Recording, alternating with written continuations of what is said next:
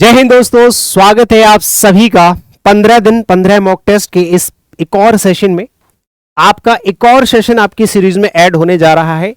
यहां पे आपको फ्री 15 मॉक टेस्ट मिलने वाले हैं SSC CGL, CPO, CHSL mains examination plus stenographer examination के लिए। चारों एग्जामिनेशंस को टारगेट करेगा ये पूरी की पूरी सीरीज, जिसके अंदर मैं आप लोगों को किस तरह से सवाल कराने वाला हूं। समझ लेते हैं कि हर क्लास का क्या वेटेज रहेगा। 15 क्वेश्चन आपके एक्टिव वॉइस, 15 नरेशन के अलग अलग एमसीक्यूज आपको मिलेंगे, 30 क्वेश्चन, क्योंकि इनका वेटेज ज्यादा रहता है आपके मेंस एग्जामिनेशन में और स्टेनोग्राफर एग्जामिनेशन में।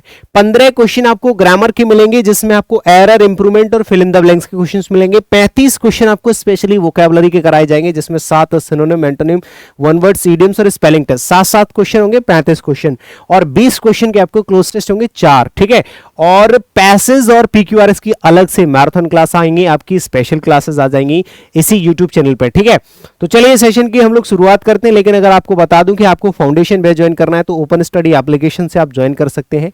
और रिकॉर्डेड बैच आपका अपडेट हो चुका है, 2024-25 का अपडेटेड रिकॉर्डेड बैच आ चुका है, आप ये ज्वाइन कर सकते हैं। ठीक है, ये हमारे इंक्वायरी बोर्ड है, जिस पे आपको कॉन्टैक्ट नंबर दे रखे हैं। ये हमारा एप्लीकेशन है, ओपन स्टडी नाम से आपको प्ले स्टोर में मिल जाएगा। और ओपन स्टडी ऐप.com वेबसाइट है, जिसके पास प्ले स्टोर नहीं होता है। ठीक है, हाँ, और ओपन स्टडी गुरुकुल हमारा क्या है भैया, टेलीग्राम चैनल है, जहां पे आपको पीडीएफ मिल जाएगी। ठीक है, चलिए सेशन की शुरुआत करते हैं। पहला क्वेश्चन आप लोगों के सामने है। टाइप ऑफ क्वेश्चन आपको पता चल गया, सीजीएल टीयर 1 2019 के पैसिव वॉइस यहां पे आपको दिखाई देंगे। ये मेरा इंस्टाग्राम अकाउंट है, अगर आप में से कोई ऐसे स्टूडेंट है जो इंस्टाग्राम पे जुड़ना चाहता है, बाकी आपको टेलीग्राम वगैरह पता है। तो पहले क्वेश्चन का आंसर फटाफट से आप बता दो मेरे भाई, जल्दी से। हाँ, मस्त इंपॉर्टेंट है, बहुत बढ़िया ओम प्रकाश, वेरी गुड। चलिए, क्लास टाइम वैसे 1 बजे या 2 बजे रहता है, क्योंकि बहुत सारी क्लासेस हो गई हैं, तो टाइम थोड़ा सा फ्लक्चुएट होता रहता है, आपके पास नोटिफिकेशन पहुंच जाता है। और हाँ, मैं इस बात को मानता हूं कि टाइम का थोड़ा इशू रहता है। जैसे अभी नया बैच है तो उसकी क्लास चलती है 11 बजे से क्लासेस चलती है, तो कभी कभी क्या होता है, ये 2 घंटे का सेशन होता है, तो या तो 1 बजे होगा या फिर 2 बजे, इसी 2 टाइमिंग पे रहता है। ठीक है, 1 या 2 बजे की टाइमिंग में, जनरली 1 बजे रहता है, और अगर कभी लेट सेट हो जाता है तो 2 बजे बस। ठीक है, कल की क्लास रिकॉर्ड करके मैंने आपको, है ना, एक छोटा सा वीडियो डाला होगा आपके अलग कोर्स में। चलो शुरू करते हैं। इट इज टाइम से जब सेंटेंस की शुरुआत होती है, it is time, it is right time, it is high time, it is about time, तो इनका पैसिव वॉइस कैसे बनाते हैं। सेंटेंस के अंदर 2 चीजें नजर आएंगी आपको, एक तो 2+V1 नजर आएगा, या फिर सब्जेक्ट प्लस वर्ब की फर्स्ट फॉर्म नजर आएगी। तो 2+V1 का जो पैसिव वॉइस बनता है वो 2+B+V3 ऐसे करके बनता है। और ये आपका ऑब्जेक्ट है, जिसको सब पहले लिख लेते हैं और इसको फॉर से कनेक्ट कर देते हैं। For plus object plus 2+B+V3, ये स्ट्रक्चर होता है पैसिव वॉइस बनाने का इट इज टाइम वाले सेंटेंसेस का। तो इट इज टाइम का तो सेम रहेगा, बस उसके बाद फॉर प्लस ऑब्जेक्ट होना चाहिए, फिर 2B+V3 होना चाहिए। तो ये आपका थर्ड वाला ऑप्शन इसका करेक्ट आंसर हो जाएगा। ठीक है ना, हाँ, बहुत बढ़िया। Superstitions are still believed in by the people. देखो, ये जो बिलीव्ड इन है, वो इन जो है किसके लिए आ रहा है, सुपरस्टिशंस के लिए। और बाय द पीपल जो है, बाय पीपल, ये आपका ऑब्जेक्ट को हमने बाय से ऐड कर दिया पैसिव वॉइस में, वो अलग चीज है। दूसरी चीज, ये ऑलरेडी पैसिव वॉइसेस का आपको एक्टिव वॉइस बनाना है। ठीक है, सुपरस्टिशंस होती हैं जो काली शक्तियां होती हैं, मतलब जो बोलते हैं ना, भूत, भगवान, ये सब मानने वाली चीजें, तो इनको कहते हैं। अब पीपल ऑब्जेक्ट है तो इसको सब्जेक्ट बनाना पड़ेगा, और आर के साथ में थर्ड फॉर्म लगी हुई है, यानी कि पहले फर्स्ट फॉर्म होगी तभी इज RM+V3 आता है। तो फर्स्ट फॉर्म वाला सेंटेंस ढूंढना है। हैव स्टिल बिलीव्ड गलत हो गया, आर स्टिल बिलीविंग गलत हो गया, स्टिल बिलीव वर्ब की फर्स्ट फॉर्म है, स्टिल बिलीव्ड ये सेकंड फॉर्म है, तो ऑप्शन नंबर सी फिर से आंसर हो जाएगा। ठीक है, फर्स्ट फॉर्म को ही तो इज RM+V3 से बदलते हैं, तो ये पैसिव से एक्टिव बनाने के लिए भी तो फर्स्ट फॉर्म ढूंढनी पड़ेगी। We were given very little time to prepare the presentation. यहां पे क्या है, ये पैसिव वॉइस बना हुआ है। ठीक है, तो वी जो है इसको दिया, हमको दिया गया बहुत कम टाइम प्रेजेंटेशन को क्या करने के लिए, प्रिपेयर करने के लिए। तो यहां पे सब में ही सब्जेक्ट दे मान लिया है, कोई दिक्कत नहीं। वॉज वर प्लस V3 कब आता है, जब सेकेंड फॉर्म होगी। हैव वाला गलत, गिव वाला हो सकता है, विल वाला गलत, गिव वाला गलत। क्या बचा, जहां पे सेकंड फॉर्म होगी वही तो करेक्ट आंसर होगा, तो ऑप्शन नंबर 20 का आंसर हो गया। Credit cards are replacing cash transactions, है ना, क्रेडिट कार्ड ने क्या कर दिया है, कैश ट्रांजैक्शंस को रिप्लेस कर दिया है या कर रहा है, तो कैश ट्रांजैक्शंस हो जाएगा आपका सब्जेक्ट। यहां पे एसआरएम के साथ आईएनजी लगाए तो बीइंग प्लस आईएनजी ढूंढो कहां पर है, ये रहा, ये हट गया, ये हट गया, ये हट गया, बचा क्या, ऑप्शन नंबर सी। बहुत सिंपल है, आंसर आपका क्या हो गया, सी हो गया। अगला देखो, a campus fire in California caused, second form है the death of at least 23 persons, the death of at least 23 persons, ये तो आपका सब्जेक्ट रहेगा। ये सेकंड फॉर्म है तो वॉज और प्लस V3 लगाना है आपको, मतलब वर प्लस V3 लगाना है, तो ढूंढो कहां पे है, नहीं वॉज वर प्लस V3 में से वॉज आएगा क्योंकि डेथ की बात हो रही है, ठीक है ना, तो वॉज वर प्लस V3 पहली बात तो यहां पे कॉज्ड लिखा है, ये हट गया, ये हो सकता है सही, ये गलत हो गया, ये वॉज कॉज्ड हो सकता है लेकिन यहां पे गलत लिख दिया है, एटलीस्ट पहले लिख दिया है, तो हमारा आंसर हो जाएगा ऑप्शन नंबर बी, ठीक है ना, हाँ ऑप्शन नंबर 20 का करेक्ट आंसर होगा। डेथ जो है इसका मेन सब्जेक्ट है, वॉज उसके लिए जो है यूज करा जाएगा, डेथ के लिए ना कि लोगों के लिए।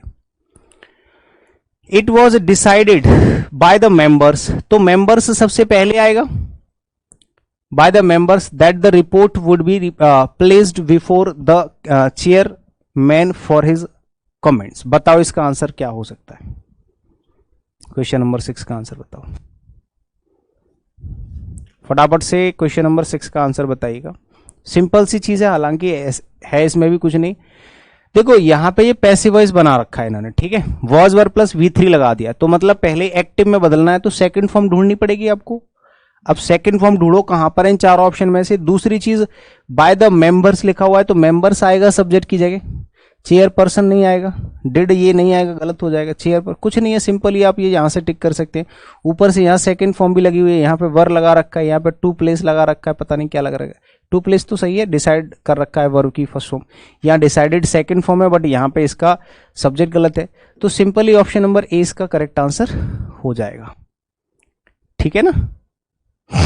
By whom were you taught mathematics, मतलब तुमको मैथमेटिक्स किसके द्वारा पढ़ाया जाता है, इसका मतलब ये पैसिव वॉइस है, आपको एक्टिव में बदलना है, ठीक है। तो हु से सेंटेंस की शुरुआत होगी, हुम वाला गलत हो गया, यहां पे वर प्लस V3 है तो सेकंड फॉर्म होगा तो टॉट वाला सही होगा, टीचिंग गलत हो जाएगा, विल भी गलत हो जाएगा, बचा एक answer. Who taught you mathematics, किसने आपको मैथमेटिक्स पढ़ाया, ये टीयर 1 2019 के सवाल है, ठीक है ना। They opened a new mall nearby last month. A new mall object है तो इसको सब्जेक्ट बना लो, a new mall। Second form है तो was और प्लस V3 होगा, कैन वाला हट गया, ये गलत हो गया, ये भी गलत हो गया, सिर्फ ऑप्शन नंबर 20 का करेक्ट आंसर हो जाएगा, ठीक है। A new mall was opened nearby last month. The artist played the violin. The artist played, ये सेकंड फॉर्म हो गई आपकी, द वायलिन क्या हो जाएगा, ऑब्जेक्ट तो इसको पहले लिख दो, द वायलिन। अब सेकंड फॉर्म है तो वॉज और प्लस V3 होना चाहिए था, एक ही ऑप्शन है, ऑप्शन नंबर डी जिसका करेक्ट आंसर होगा। अगला बताओ, he was given a book, एक बुक जो है ऑब्जेक्ट है, वॉज और प्लस V3 है तो ये पैसिव वॉइस है, एक्टिव में बदलना है। अब बुक को पहले लिखोगे, सेकंड फॉर्म ढूंढोगे तो सी नहीं आएगा, सी तो सब में ही लिख रखा है तो कोई बात नहीं। फॉर हिज बर्थडे, मतलब he was given a book for his birth. अब इसमें क्या रखा है, देखो इसमें ऑब्जेक्ट, अब हम बुक जो है इसको सब्जेक्ट बना ही नहीं सकते क्योंकि ऑप्शन में ही नहीं है, तो आप सी लगा दो, ठीक है। सेकंड फॉर्म जरूर ढूंढनी है, ये तो आपको मिलेगा ही मिलेगा, विल नहीं आ सकता, गिव नहीं आ सकता, हैज नहीं हो सकता, सिर्फ सी आंसर इसका करेक्ट आंसर होगा। अगला बताओ, Rudra was loved at by all his friends, और ये लाव्ड एट, जब दो प्रेपोजिशन आती हैं तो समझ जाया करो उसमें एक फिक्स प्रेपोजिशन है और एक ऑब्जेक्ट को जोड़ने के लिए, ठीक है ना। तो बाय ऑल हिज फ्रेंड्स, मतलब ऑल हिज फ्रेंड जो है पहले नंबर पे आएगा, उसके बाद यहां पे वॉज और प्लस V3 है तो सेकंड फॉर्म तो आपको ढूंढना ही पड़ेगा। तो लाफ्ड, ये क्या लिख रखा है, इफ रुद्र, तो गलत है, वह रुद्र वोर, ये हो जाएगा डी ऑप्शन, जिसी में सेकंड फॉर्म है। ये बिल वाला अजीब सा, ये भी पूरा उधर से बना के ले आए हैं, पहले यहां से उल्टा बनाते हुए लेके आए हैं, ऐसा नहीं करना है। सबसे पहले यहां इसका बनाओ ना भाई, ऑल एज फ्रेंड्स को सबसे पहले लिखो, ये was verb plus V3 second form लगाओ, एट रुद्र लगाओ लव्ड एट के बाद, उसके बाद ये सब लिखो, we when he wore second form, his socks inside out, simple है। अगला क्वेश्चन बताओ। They will put away their वुलेंस,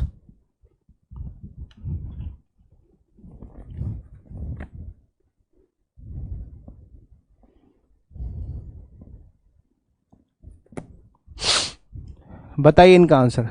they will put away their woollens after the festival of Holi. ऐसा होता है अक्सर हमारे यहाँ, हमें होली और दिवाली से पता चल जाता है कि सर्दियां आ गई और सर्दियां गई। दिवाली पे सर्दियां आती हैं और होली पे सर्दियां चली जाती हैं, ठीक है। तो ढूंढो ऑब्जेक्ट कहां है। They will put away their woollens is the object, तो इसको पहले नंबर पे लिख दो। यहां पे विल के साथ वर्ब की फर्स्ट फॉर्म में, तो ढूंढो विल के साथ वर्ब की फर्स्ट फॉर्म को कैसे चेंज करते हैं भाई। विल को चेंज तो नहीं कर सकते, है ना, तो विल का विल ही रहेगा, बस बी प्लस V3 लग जाता है। तो ऑप्शन नंबर सी इकलौता आंसर है जो इसका करेक्ट आंसर होगा, C. Dinesh was looked after by his grand mother when his parents were went abroad. Dinesh was looked after, मतलब दिनेश की देखभाल की गई है किसके द्वारा, उसके ग्रैंड मदर के द्वारा। तो उसकी ग्रैंड मदर जो है यहां पे लिखना पड़ेगा दिनेश ग्रैंड मदर, सब में ही है, ठीक है, ये गलत हो जाएगा, ठीक है, क्योंकि यहां पे दिनेश देखभाल कर रहा है, नहीं, दिनेश की देखभाल की गई है। अब वॉज और प्लस V3 है तो सेकंड फॉर्म वाला ही आंसर होगा, ये नहीं हो सकता, ये भी नहीं हो सकता, ठीक है। इकलौता ऑप्शन है ऑप्शन नंबर सेकंड जो इसका करेक्ट आंसर होगा।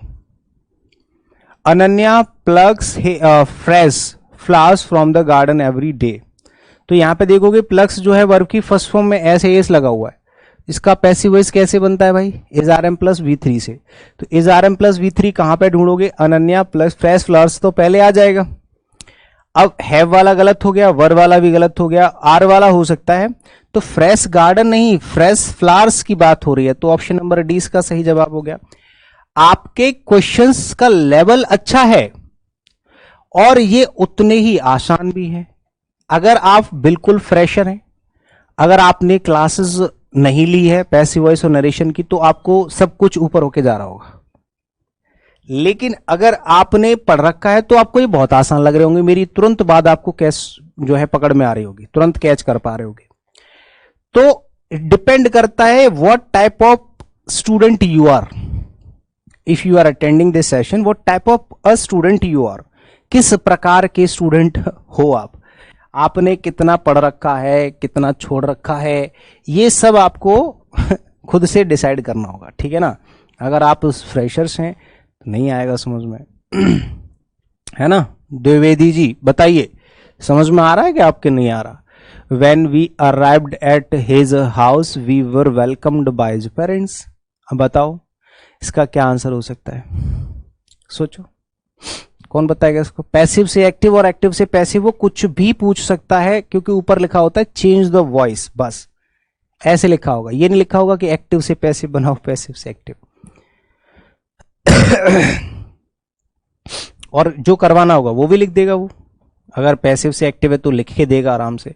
तो यहां पे आप बताओ, यहां पे व्हेन वी अराइव्ड एट, ठीक है, हिज हाउस, तो यहां पे ये तो सिचुएशन है पास्ट का टाइम, है ना, इसका पैसिव वॉइस हम नहीं बना सकते। व्हेन हिज पेरेंट्स अराइव्ड, यहां पे देखोगे वर वेलकम्ड पैसिव है तो इसका एक्टिव वॉइस बनेगा, तो यहां पे वेलकम्ड जो है सेकंड फॉर्म से सेंटेंस बनना चाहिए, पहली चीज, ठीक है। वी अराइव्ड तो सही है, इसमें सब में ही लगा हुआ है, ये नहीं हो जाएगा, ये तो गलत हो जाएगा। इनमें से कोई आंसर हो सकता है, ये भी नहीं हो सकता। When we arrived at his house, his parents ना कि वी, हिज पेरेंट्स, ये हो जाएगा। ऑप्शन नंबर बी एकदम सही है। हिज पेरेंट्स वेलकम्ड अस, उसके पेरेंट्स ने हमारा स्वागत किया, ठीक है। चलो ये 15 क्वेश्चन हो गए आपके वॉइस क्वेश्चन, मतलब वॉइस के। अब आएंगे आपके नरेशन के क्वेश्चन, ठीक है। Narration, her mother said we must have a party to celebrate your promotion. कौन बताएगा इसका आंसर, बताओ। ये मेंस के क्वेश्चन से देख लो, 2019 की सीजल मेंस के क्वेश्चंस, बताओ। Her mother said we must have a party to celebrate your promotion, ठीक है।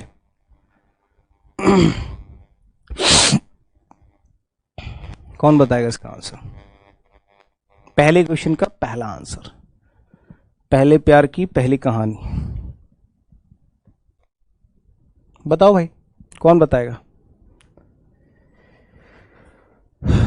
जल्दी जल्दी बताया करो, इतने सारे लोग होते हैं, कमेंट कम करते हो आप लोग, ठीक है, सुनते रहते हो। देखो उसकी माता ने कहा वी मस्ट हैव। देखो जब भी किसी सेंटेंस में मस्ट होता है तो मॉडल वर्ब को चेंज नहीं करते हैं, एक बार को मस्ट की जगह हम कुछ और भी कर देते हैं, हैड टू कर देते हैं वहां पे, ठीक है, लेकिन वो अलग सिचुएशन होती है। तो यहाँ पे मदर सेड के बाद ऑब्जेक्ट तो है नहीं है ना, तो यहाँ पे तो उसने कंजंक्शन ही हटा दिया, ये वाला गलत हो जाएगा, कंजंक्शन वाला सही है। सेज कर दिया है सेड की जगह, ये भी गलत हो जाएगा। टोल्ड कैसे हो सकता है जब ऑब्जेक्ट ही नहीं है? तो एक ही ऑप्शन बचता है, ऑप्शन नंबर ए, जहां पे सेड का सेड है, दैट लगा रखा है और वी का दे कर रखा है, तो ऑप्शन नंबर ए इसका सही आंसर हो गया।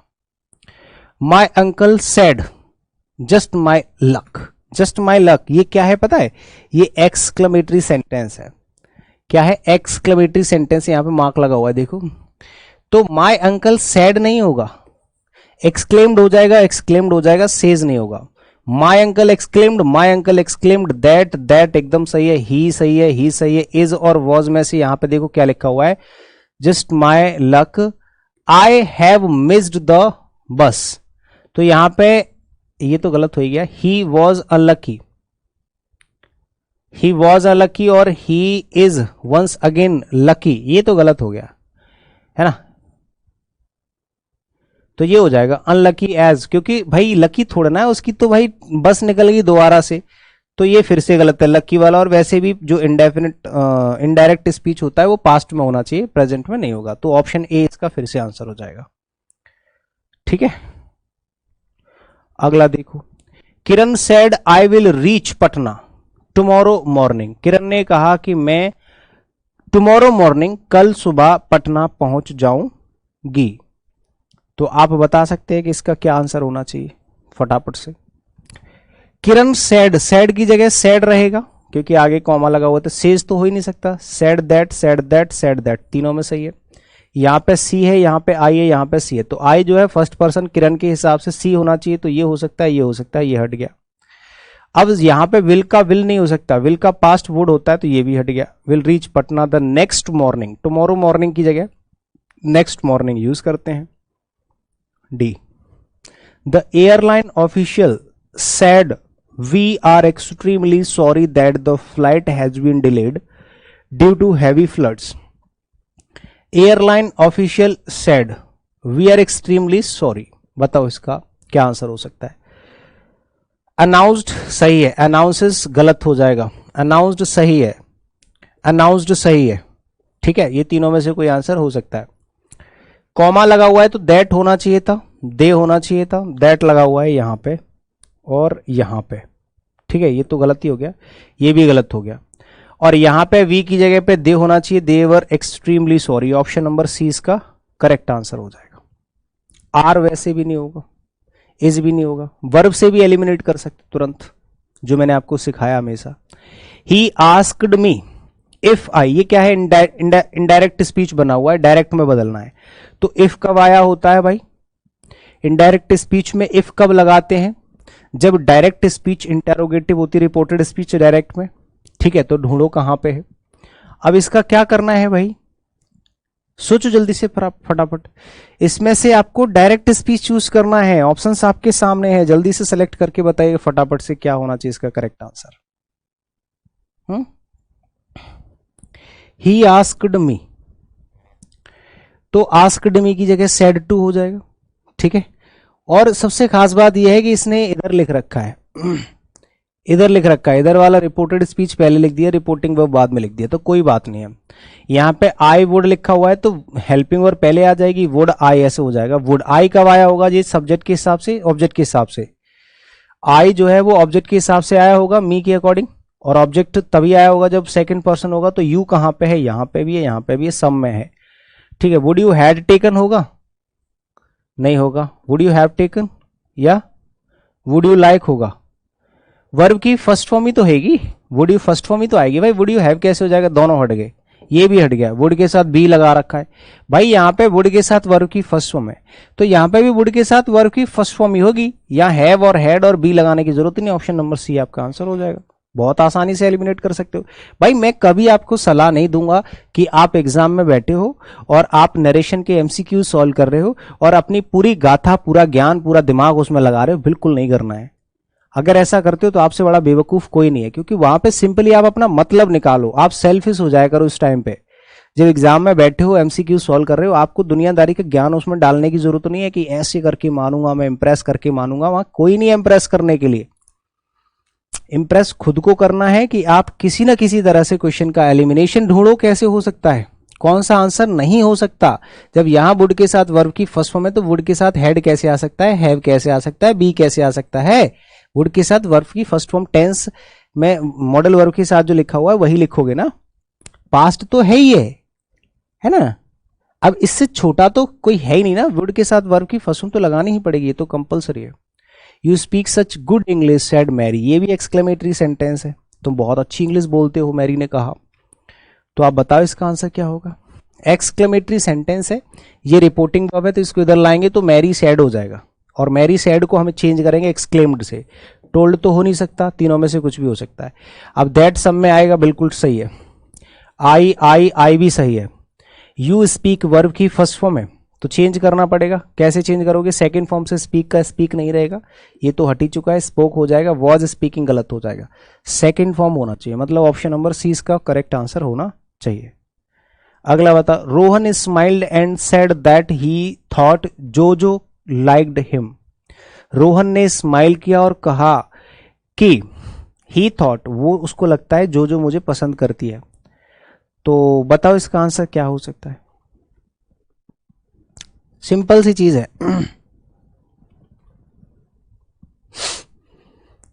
सिंपल सी चीज है। देखो यहां तक तो सब कुछ सेम ही है, बस कॉमा यहां पे जो दैट आया है वो कॉमा इन्वर्टेड कॉमा होना चाहिए था। इसमें भी है, इसमें भी, इसमें भी है।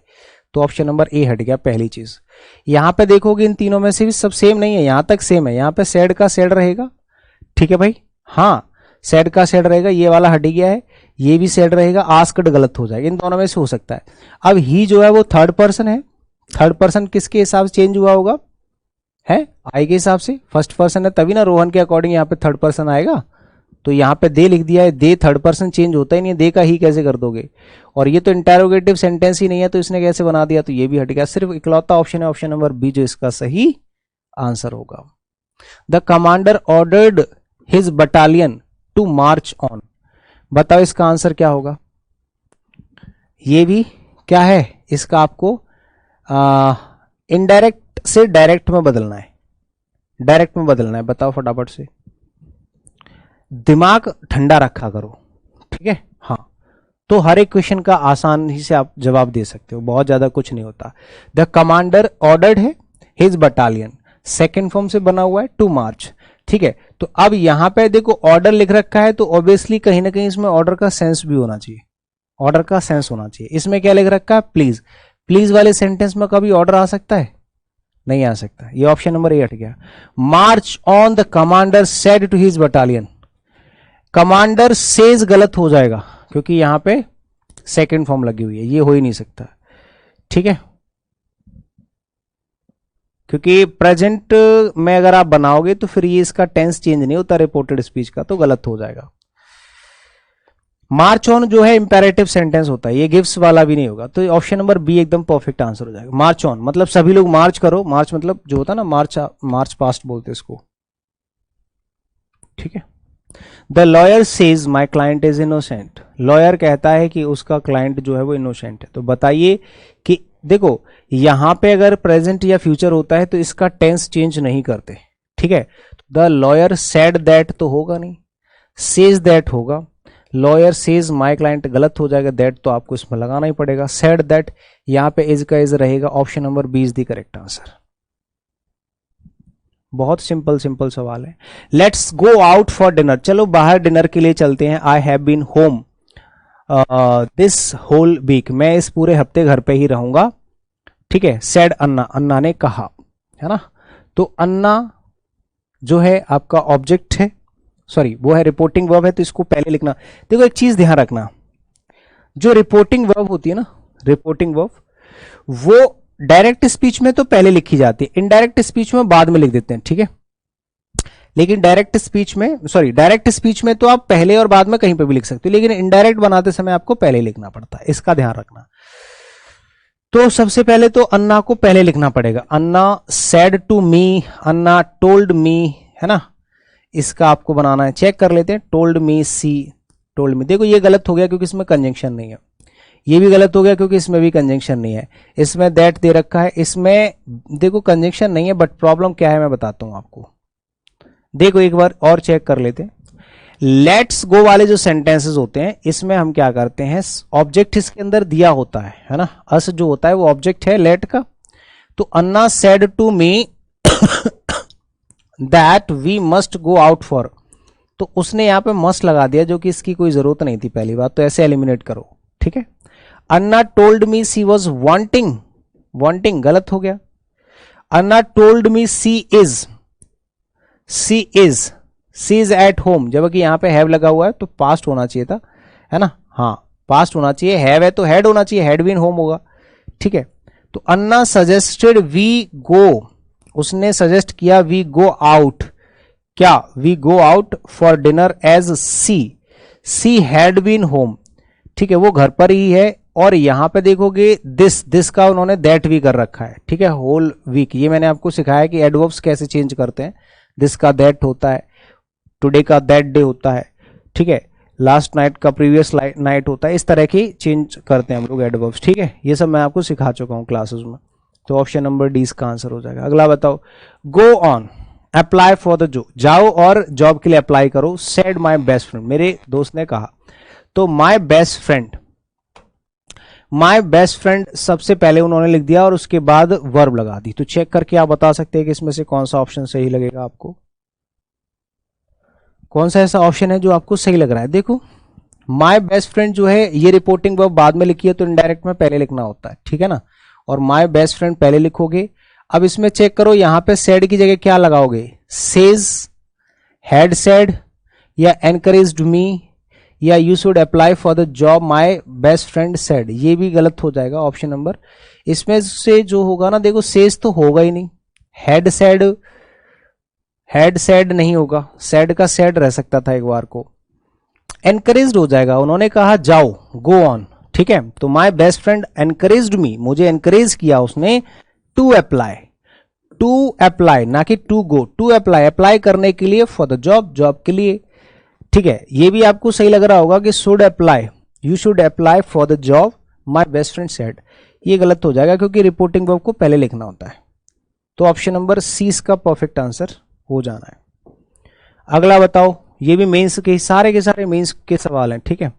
You should lock your car as there have been some instances of theft said Anil. Anil ने कहा, यानी कि मैंने कहा कि भाई वहां पे आप अपनी कार पार्क मत करना। क्यों? क्योंकि वहां पे कुछ इंस्टेंसेस हैं। इंस्टेंसेस का मतलब मुझे ऐसा लग रहा है, आभास हो रहा है, किस चीज का आभास हो रहा है कि वहां चोरी होने का डर है, चोर हो सकते हैं, ठीक है। तो बताइए इसका आंसर। You should lock your car as there have been some instances of theft said Anil. Anil ने कहा। तो वहां पे आपको गाड़ी खड़ी नहीं करनी चाहिए, शुड प्लस V1 लगा हुआ है, ठीक है। आपको अपनी गाड़ी लॉक करके रखनी चाहिए। तो आपको एडवाइस दी जा रही है, इस तरह के सेंटेंसेस में एडवाइस दी जाती है। Anil advised me that I should lock my car, मुझे अपनी कार लॉक करनी चाहिए। यहां पे ऑब्जेक्ट है सेकंड पर्सन, तो सेकंड पर्सन किसके हिसाब से चेंज होगा भाई?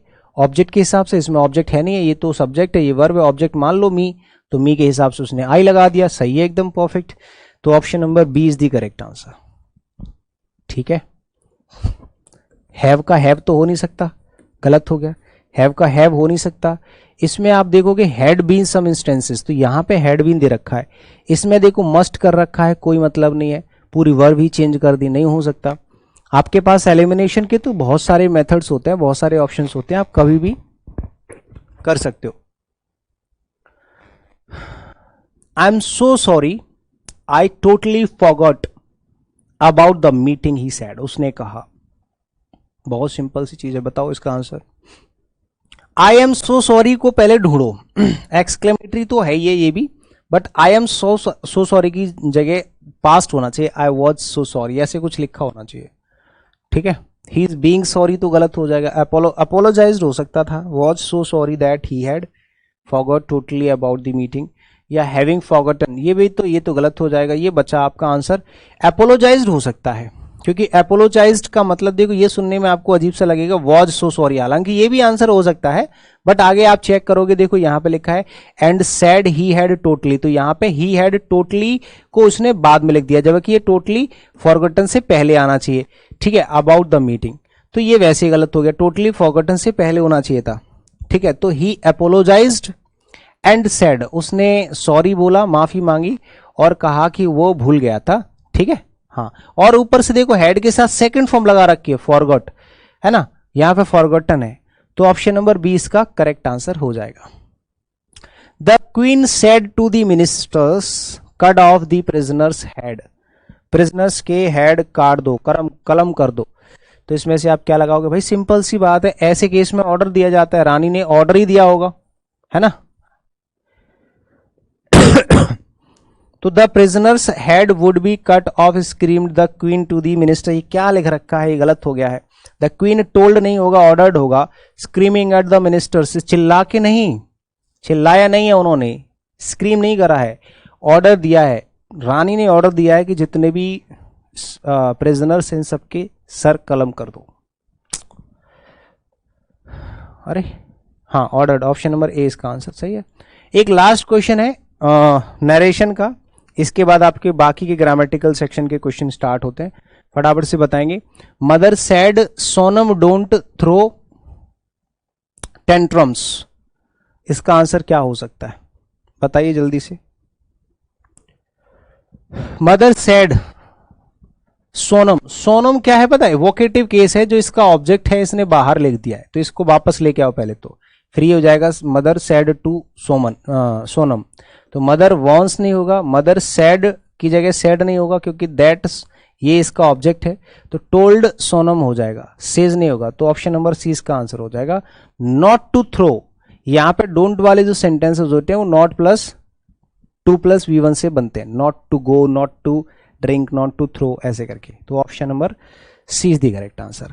अभी तक हमने 30 क्वेश्चंस कंप्लीट करे हैं, जिसमें 15 एक्टिव से पैसिव, पैसिव से एक्टिव, और 15 क्वेश्चन नरेशन के, ठीक है।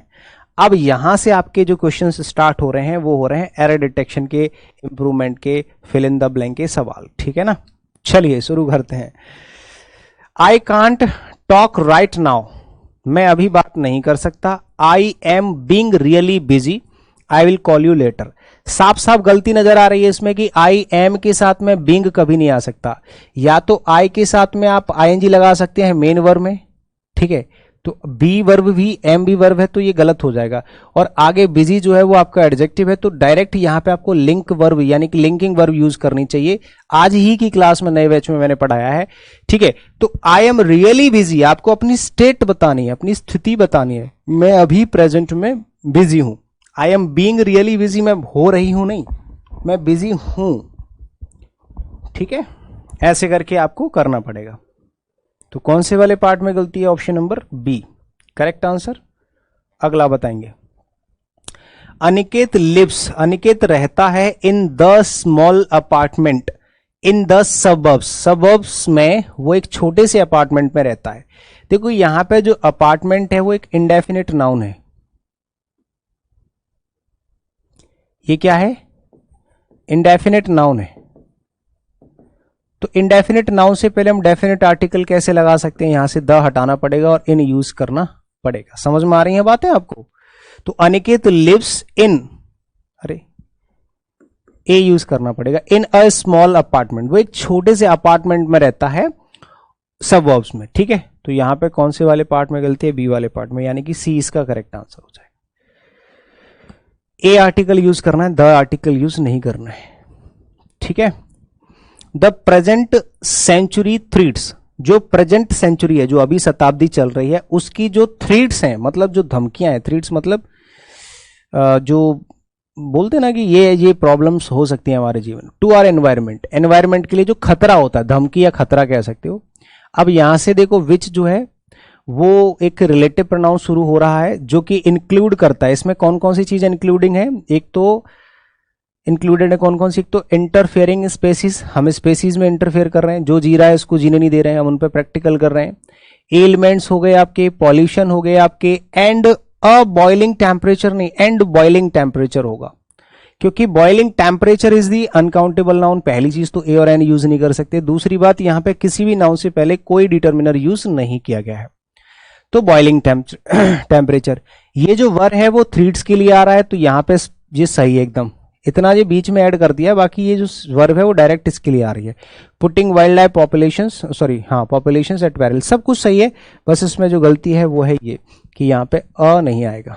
Boiling temperature, temperature is uncountable noun, तो यहाँ पे आपको ए हटा देना है, तीसरे वाले पार्ट में गलती है, आंसर आपका थर्ड हो जाएगा। ये सारे के सारे क्वेश्चंस आपके 2023 के हैं, सीजल 2023 जो एग्जाम अभी हुआ है, ठीक है ना। My mother said that ban will done, पहली बात सबसे बड़ी गलती कि विल जो है वो एक मॉडल वर्ब है जिसके साथ आप फर्स्ट फॉर्म यूज करोगे, थर्ड फॉर्म नहीं करोगे, तो पहली बात तो डू होना चाहिए। दूसरी चीज, जब ये पास्ट है तो यहां पे सेड की, जब ये पास्ट है इनडायरेक्ट स्पीच है तो भाई ये भी तो पास्ट में होना चाहिए, तो विल की जगह वुड होना चाहिए।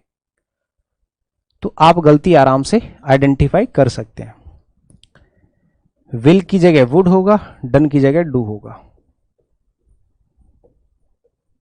ठीक है मेरे भाई। Mister Ram Kumar the cashier, एक व्यक्ति का नाम लिखा हो और उसकी पोस्ट का नाम लिखा हो, तो ये दो लोग नहीं होते, एक ही आदमी है। ये जो कैशियर है वो यही एक व्यक्ति, हमें राम कुमार के अकॉर्डिंग वर्ब लगानी है, तो आर कैसे हो जाएगा भाई, राम कुमार तो एक ही है, तो एज आना चाहिए। Very simple question, syntax topic के अंदर मैं बहुत अच्छे से पढ़ाता हूं, ठीक है। तो आपका बी वाले पार्ट में गलती है, तो यही इसका करेक्ट आंसर हो जाएगा। द मॉब, मॉब होता है गुस्से वाली भीड़।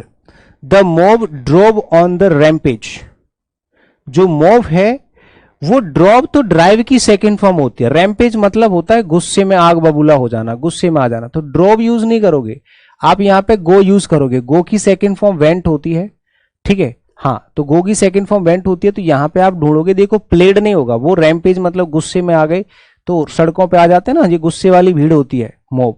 रैन नहीं होगा, वेंट होगा, स्क्रॉल्ड भी नहीं होगा, तो ऑप्शन नंबर 20 का परफेक्ट आंसर होगा, ऑप्शन नंबर 20 का करेक्ट आंसर होगा। आगे बात समझ में? I have not seen you for last year, I have not seen you for last year. भाई देखो लास्ट ईयर, ईयर में अगर एस लगा होता और इससे पहले कोई नंबर लिखा होता तो फॉर सही था, लेकिन यहां पे तो लास्ट ईयर जो है वो फिक्स टाइम है, फिक्स टाइम है। जब ये फिक्स टाइम है तो यहां पे सिंस होना चाहिए, ना कि फॉर, ठीक है। ये आपके सेंटेंस इंप्रूवमेंट के सवाल हैं, सेंटेंस इंप्रूवमेंट का अंडरलाइन वाला पार्ट चेक करना है कि गलत है सही है, तो आपको सिंस लगाना है फॉर की जगह। यहां पे गलत, ये सही है, ये गलत, ये गलत, सब गलत, सिर्फ ऑप्शन नंबर ए इसका करेक्ट आंसर हो जाएगा। अगला बताओ, I don't wear the sunglasses at the moment. अगर आपने टेंस टॉपिक पढ़ा होगा ना मेरे भाई, मैंने ही सिखाया होगा आपको कि टेंस टॉपिक के अंदर हमें कैसे पता चलता है कि हमें ये सेंटेंस प्रेजेंट कॉन्टिन्यूस में बनाना है, कि प्रेजेंट परफेक्ट में बनाना है, कि पास्ट परफेक्ट में बनाना है, कि पास्ट कॉन्टिन्यूस में बनाना है, कि फ्यूचर परफेक्ट में बनाना है। आगे जो एडवर्ब ऑफ टाइम दे रखे होते हैं ना, एडवर्ब ऑफ टाइम का ही तो पूरा खेल है टेंस के अंदर, टेंस और टाइम एक ही तो चीज है। तो जो एडवर्ब ऑफ टाइम होते हैं वही उस सेंटेंस के टाइम को बताते हैं, तो ये जो टाइम है ये बताता है प्रेजेंट टाइम को, तो इसीलिए ये प्रेजेंट कॉन्टिन्यूस में बनना चाहिए। मतलब ये जो अगर एडवर्ब दे रखा होगा एट द टाइम, मैंने आपको लिखाया था at the time, at this time, at this moment, now, now days, these days, है ना, ये सब बताया था, लुक, एट प्रेजेंट, ये सब ऐसे कीवर्ड्स होते हैं जो प्रेजेंट कॉन्टिन्यूस में यूज करे जाते हैं। तो आई डोंट वियर नहीं, आई वोर नहीं, आई वॉज वियरिंग नहीं, आई एम नॉट वियरिंग, मैं नहीं पहन रहा हूं सनग्लासेस इस समय, इस समय मैं सनग्लासेस नहीं पहन रहा हूं, समझ गए। चलिए, her hopes for building her own house, उसकी कुछ उम्मीदें थी अपना खुद का घर बनाने की, हाउस घर बनाने की। वर बीटन, उनको पीट दिया गया, उसकी होप्स को पीट दिया गया, कैसे? When she lost her jewellery box, जब उसका ज्वेलरी बॉक्स गुम हो गया, तो उसकी जो होप्स है उनको पीटा नहीं गया है। बोलते हैं कि मेरी सारी की सारी उम्मीदों में पानी फिर गया जब मेरे किसी ने पैसे चुरा लिए। तो वो जो उम्मीदें होती हैं उनको टूटने के लिए डिफीट नहीं करा जाएगा, डिफीट तो हराना होता है, बीट पीटना होता है, फ्रस्ट्रेटेड तो इंसान होता है, रिलीड होता है नियति करना, एक होता है ना रिलीड करना, वो भी नहीं होगा, डैश्ड होता है धराशाही करना, डिस्ट्रॉय, ये होता है डिस्ट्रॉयड, यानी कि उसकी सारी की सारी उम्मीदें बर्बाद हो गई जब उसने उसकी जो ज्वेलरी बॉक्स है वो क्या हो गया, खो गया।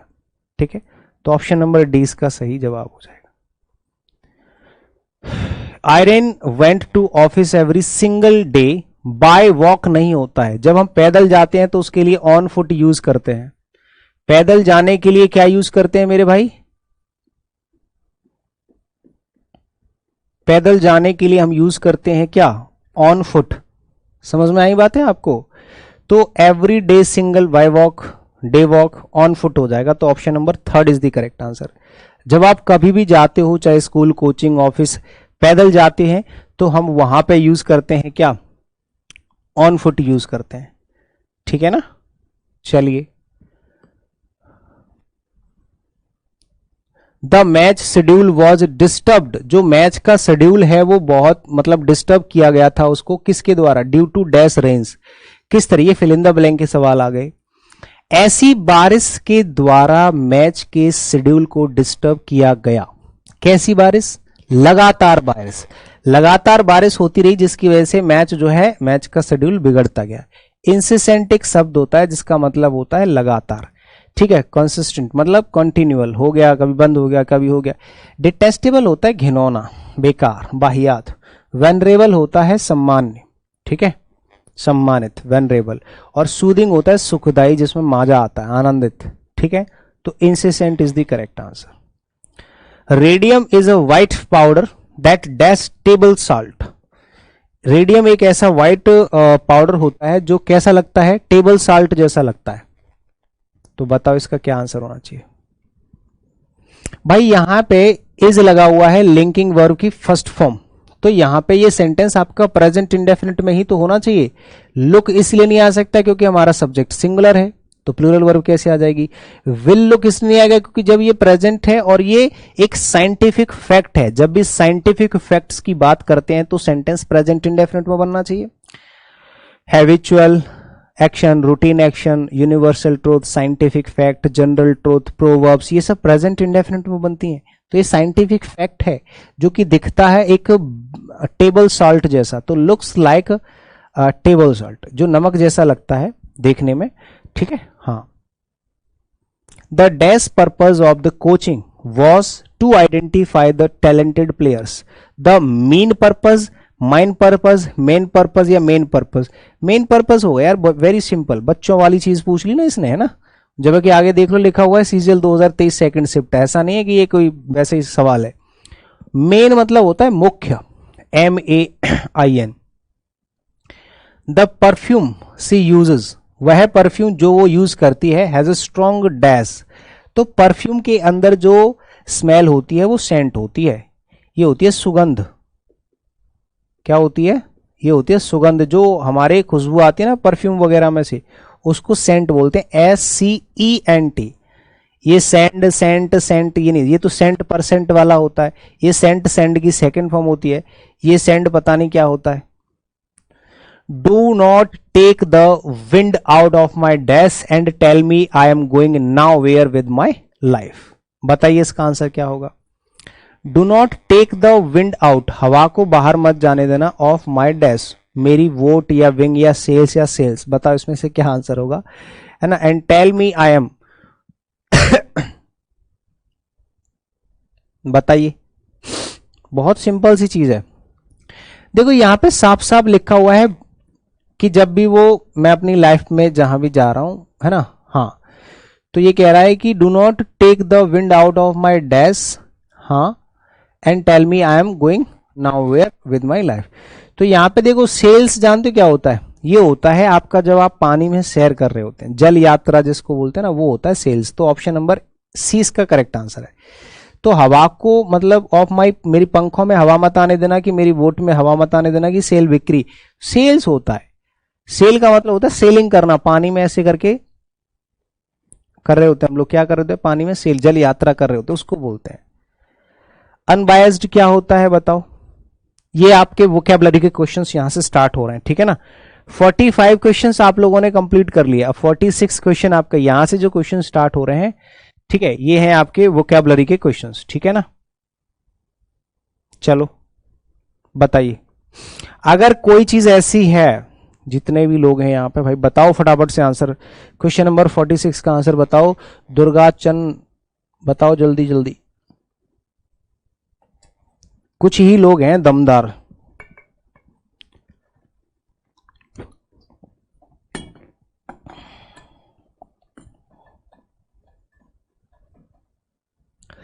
अनबायस्ड का मतलब होता है उद्देश्य, ऑब्जेक्टिव। इसका ऑप्शन नंबर 20 का करेक्ट आंसर हो जाएगा सिनोनिम। अनबायस्ड जो किसी भी चीज की तरफदारी नहीं करता है, ठीक है, हाँ, उसको कहते हैं अनबायस्ड।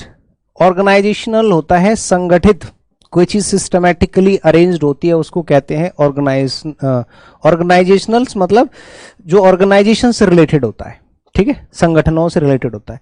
डेफिनेटिव तो आप जानते हैं अंतिम होता है डेफिनेट, और सब्जेक्टिव होता है व्यक्तिगत, सब्जेक्टिव। डिग्रेडेशन क्या होता है बताओ। डिग्रेडेशन घटना, तो डिजेनरेशन हो जाएगा, घटना होता है किसी भी चीज में कमी आना, ठीक है, इसका मतलब होता है घटना या कमी आना, ठीक है, कम होना, घटना, ठीक है। हैजार्ड होता है खतरा, पॉल्यूशन होता है प्रदूषण, और अप्रूवल होता है अनुमति, अलाउ करना किसी चीज को।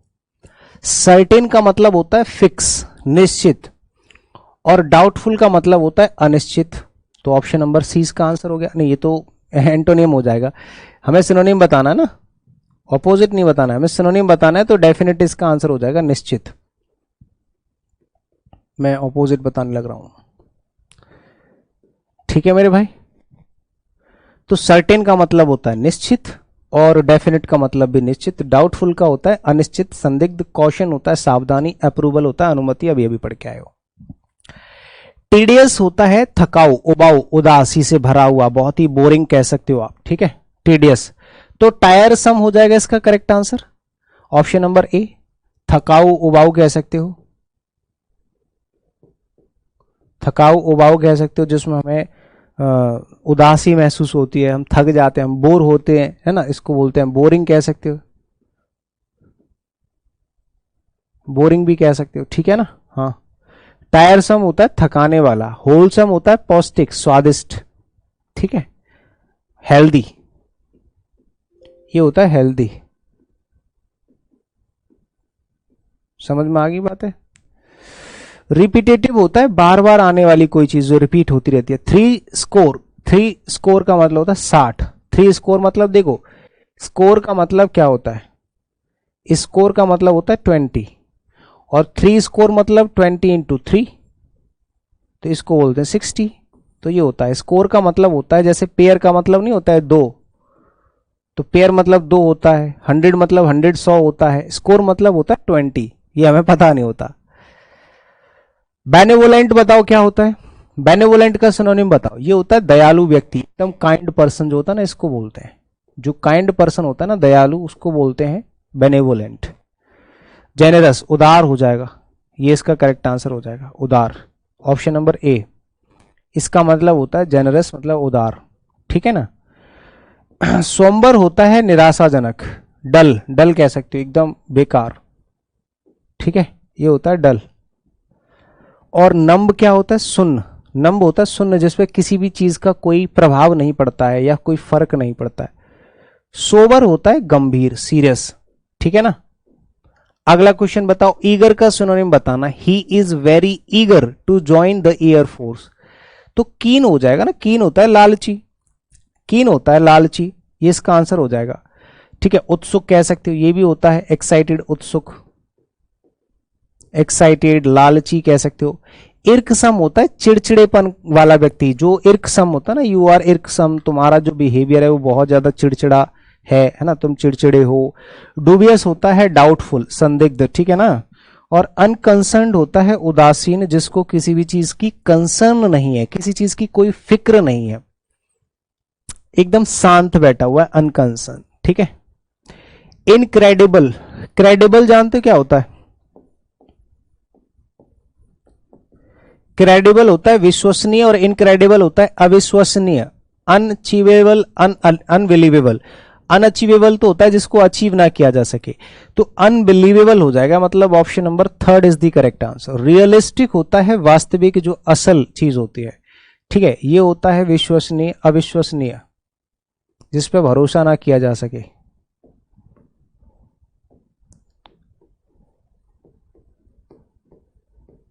अविश्वसनीय,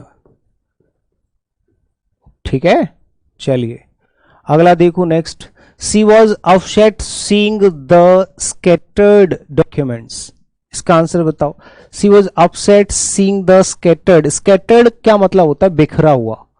स्कैटर्ड का मतलब होता है बिखरा हुआ, ठीक है। आपको क्या बताना है? एंटोनिम बताना है। तो पैरिज्ड होगा, डिसिपेटेड होगा, स्प्रिंकल्ड होगा, गैदर्ड होगा। तो गैदर्ड इसका करेक्ट आंसर हो जाएगा। गैदर्ड का मतलब होता है सामूहिक, यानी कि सम्मिलित कह सकते हो, ठीक है ना। स्कैटर्ड का मतलब क्या होता है? बिखरा हुआ, और गैदर्ड का मतलब होता है इकट्ठा, ठीक है। स्प्रिंकल्ड भी छिड़कना होता है, स्प्रिंकल करना, एक तरीके से बिखरना होता है। और एक होता है डिसिपेटेड, मतलब व्यस्त, बिजी। और पैरिस्ड होता है तबाह होना, एकदम डिस्ट्रॉयड। समझ गए मेरी बातें? The patient found the doctor to be obtuse. Obtuse एक शब्द होता है, इसका आपको क्या बताना है? एंटोनिम बताना है। आपके पास चार ऑप्शन है। एक है एस्ट्यूट। ये सारे के सारे वर्ड्स बहुत इंपॉर्टेंट है, अच्छे अच्छे शब्द हैं, ठीक है भाई। हाँ, बहुत अच्छे अच्छे शब्द हैं। ओबेस थुलथुल होता है, मोटा आदमी। Banal obsolete. तो देखो पहले इसका ऑब्ट्यूज का मतलब पता होना चाहिए। ऑब्ट्यूज का मतलब होता है फुद्दू आदमी, यानी कि आलसी, आलस से भरा हुआ कह सकते हो आप, ठीक है, सुस्त ढीला सा। और एस्ट्यूट होता है एकदम तीखा व्यक्ति, चरपरा। तो ऑप्शन नंबर ए इसका करेक्ट आंसर होगा। देखो ऑब्ट्यूज का मतलब होता है सुस्त, धीमा, डल, ठीक है। और एस्ट्यूट होता है तीव्र, तेज, तेज दिमाग वाला, चतुर, चालाक। ओबेस होता है मोटा आदमी, बहुत ही मोटा, हैवी। बैनल होता है तुच्छ आदमी, घटिया। और ऑब्सोलेट होता है पुराना, अप्रचलित, जो अभी यूज नहीं होता। बहुत पुराने समय का अगर कोई व्यक्ति है, कोई चीज है जो अभी यूज नहीं होती, उसको कहते हैं ऑब्सोलेट। फिल्दी का मतलब बताओ। फिल्दी का मतलब होता है गंदा, दूषित। क्या होता है? गंदा, यानी कि दूषित, ठीक है। और यह जो है आपको ऑपोजिट मीनिंग बताना है। डिग्निफाइड इसका आंसर होगा, इंटीग्रल होगा, बैरिन होगा, या क्लीन होगा। तो क्लीन हो जाना चाहिए भाई, साफ सुथरा। फिल्दी गंदा होता है तो क्लीन सही होता है, साफ सुथरा। बाकी के वर्ड्स मीनिंग्स आपकी, जैसे इंटीग्रल होता है तो अभिन्न होता है। अभिन्न मतलब जो चीज उससे दूर नहीं है, अभिन्न, ठीक है। भिन्न होता है अलग, और अभिन्न होता है जो कभी अलग नहीं हो सकता। मिला हुआ, सम्मिलित कह सकते हैं। डिग्निफाइड अभिमानी होता है जिसको गर्व होता है, और बैरिन होता है अनुपजाऊ, ठीक है। अनकंफर्टेबल, जो कंफर्टेबल होता है वो अनकंफर्टेबल का उल्टा होता है, आपको पता ही। कंफर्टेबल मतलब होता है जिसमें सब कुछ आसान होता है, मजा आता है, ठीक है। तो डिफिकल्ट हो जाना चाहिए ना सिनोनिम, लेकिन ईजफुल हो जाएगा एंटोनिम। आंसर होगा आपका ए। सिनोनिम तो हो जाएगा डिफिकल्ट, और ईजफुल हो जाएगा आपका आंसर, सिनोनिम एंटोनिम, ठीक है। बे आराम, जिसमें कोई आराम नहीं होता है। मान लो कोई ऐसा काम है जिसमें आपको कंफर्टेबल फील नहीं होता, अनकंफर्टेबल फील होता है, मतलब वो काम आपके लिए टफ है, डिफिकल्ट है। तो difficult is the synonym of the given word uncomfortable, but we should choose antonym of the given word. So easeful मतलब होता है आसान, है ना, आसान कह सकते हो। बहुत ही आसान होता है, आराम जो होता है ना उसको कहते हैं ईजफुल। डिफिकल्ट होता है कठिन, ऑकवर्ड होता है अजीब सा, ट्रबलसम होता है परेशानी से भरा। यहां पे सोफिस्टिकेटेड एक शब्द है, सोफिस्टिकेटेड एक शब्द है, इसका आपको क्या करना है? एंटोनिम बताना है। तो पहले आपको सोफिस्टिकेटेड का मीनिंग भी पता होना चाहिए। जल्दी से आंसर करो। डिग्निफाइड आंसर नहीं होगा। क्या पिटने के काम कर रहे हो? ऐसे काम करोगे तो पिटोगे फिर। सोफिस्टिकेटेड क्या होता है, पहले इसका मीनिंग आपको पता होना चाहिए। सर सोर्स एरर आ रहा है, अब तो नहीं आ रहा। सोफिस्टिकेटेड का मतलब होता है कठिन, जटिल, कॉम्प्लिकेटेड कह सकते हो, कॉम्प्लिकेटेड।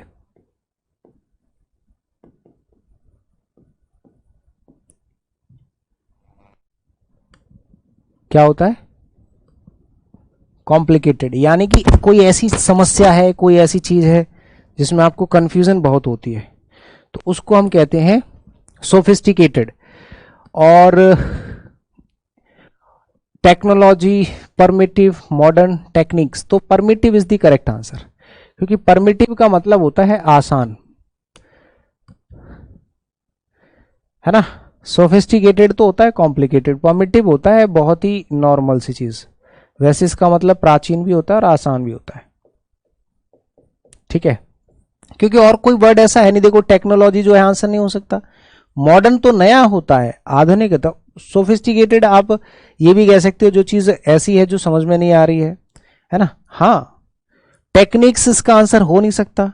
परमिटिव के दो मीनिंग होते हैं, अलग सेंस में यूज कर लिया जाता है उसके, ठीक है, तो ये इसका आंसर हो जाएगा। इफ एफरवेसेंट, देखो बहुत प्यारा शब्द है एफरवेसेंट, इसका एंटोनिम आपको बताना है, 4 ऑप्शन भी है आपके पास, ठीक है।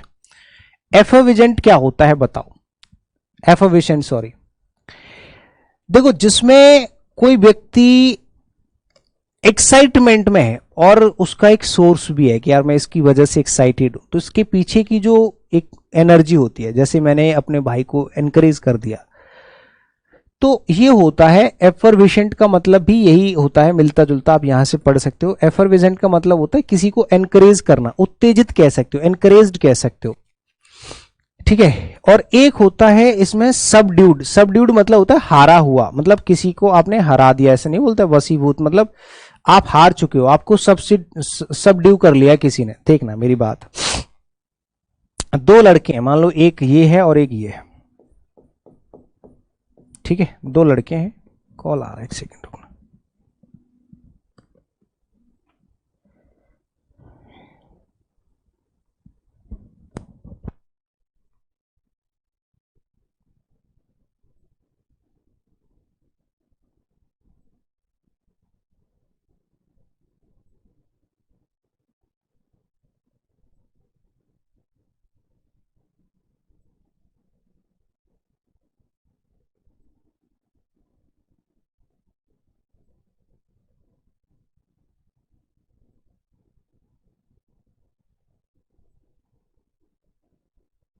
देखिए एफोविशेंट क्या होता है जरा देख लें। हाँ बता दिया मैंने, जैसे मान लो एक व्यक्ति है और इन दोनों में हो रही लड़ाई, तो ये व्यक्ति इसको मार दे रहा है और इसको हरा दिया, तो इसको इसके ऊपर कब्जा कर लिया इस व्यक्ति ने, यानी कि इसको सबड्यू कर दिया इसके द्वारा, तो ये सबड्यूड हो गया, हारा हुआ, वसीभूत कर लिया इसने, अपने कब्जे में कर लिया, और ये व्यक्ति अभी भी उत्तेजित है, तभी ना इस पे विजय प्राप्त कर पाएगा। तो इसका मतलब होता है उत्तेजित, एक्साइटेड, ठीक है, एनर्जेटिक कह सकते हो, ठीक है, एक्साइटेड एनर्जेटिक कह सकते हो, एक्टिव कह सकते हो। और ये होता है एकदम पैसिव, ऐसे लिख लो पैसिव, ये हो गया बसीभूत, अब ये कुछ नहीं कर सकता, ये हारा हुआ है, और ये हो गया एक्टिव, ऐसे समझ लो, ऐसे जल्दी समझ में आएगा। बाकी कंपैरिजन तो तुलना होती है, आपको पता ही है। बबली होता है जिसमें बबल होते हैं, ठीक है, उसमें गुब्बारे जैसे होते हैं। केयर फ्री होता है जो व्यक्ति लापरवाह होता है। इलोक्वेंट जानते हो कौन होता है? वह व्यक्ति जिसके अंदर इलोक्वेंस होता है, यानी कि अच्छा बोलने की कला जिसके अंदर होती है। एक ऐसा व्यक्ति जिसको बहुत अच्छे से बोलना आता है तो उसको इलोक्वेंट बोलते हैं। भाषण पटु मतलब जिसको अच्छे से भाषण देना आता है। मोडेस्ट, क्रूशियल, इंपोर्टेंट और हम्बल, इसमें से क्या होना चाहिए? तो ऑपोजिट बताना है ना। तो मोडेस्ट और इंपोर्टेंट जानते हो कौन होता है? मोडेस्ट तो सीधा साधा होता है, इंपॉर्टेंट होता है नपुंसक जिसको कुछ नहीं आता, ठीक है, हाँ, जो एग्जिस्ट ही नहीं करता है किसी भी एक कैटेगरी में, किसी एक चीज में, तो उसको बोलते हैं भाषण पट्टू। इसमें से ऐसा कोई वर्ड नहीं, जैसे क्रूशियल तो इंपॉर्टेंट होता है, महत्वपूर्ण, तो ये तो इसका आंसर हो नहीं सकता। ये सीधा साधा होता है, मामूली व्यक्ति। हम्बल होता है क्या? हम्बल होता है विनम्र, सीधा साधा। यहाँ पे एक आंसर हो सकता है मोडेस्ट, मोडेस्ट हो सकता है इंपॉर्टेंट की जगह, ठीक है। इसका आंसर जो होगा ना वो मोडेस्ट हो जाएगा, क्योंकि हाँ ठीक है ये हो जाएगा, ये नहीं होगा, ये गलत हो जाएगा, ये आंसर नहीं है। मीनिंग तो सही है बट यहाँ पे आंसर आपको ए लगाना पड़ेगा, ठीक है ना, आंसर ए लगाना पड़ेगा। मैं इसका क्वेश्चन जो है लिख लेता हूं, चेक करूंगा। Question number 59 sorry. चलो, गेट इनटू अ स्क्रैप क्या होता है? गेट इनटू अ स्क्रैप ये ईडियम है, इसके बाद अब आपको ईडियम्स के आंसर करने, ठीक है ना। मैंने बताया था कि 35 क्वेश्चंस आपको वोकैबुलरी सेक्शन से मिलेंगे। बताओ, गेट इनटू अ स्क्रैप का क्या मीनिंग हो सकता है? ये एक ईडियम होता है और इसका मीनिंग आपको बताना है, फटाफट से चलो।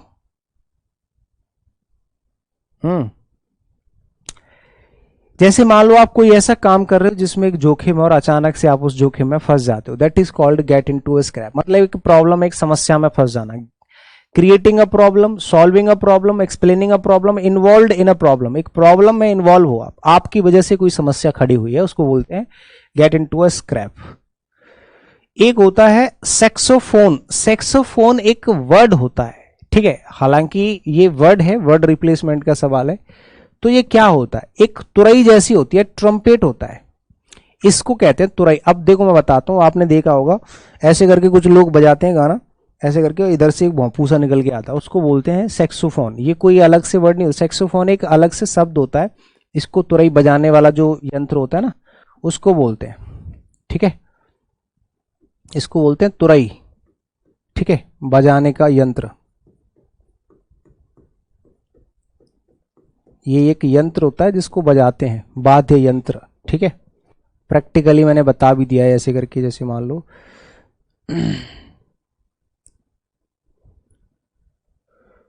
ऐसे करके कुछ होता है,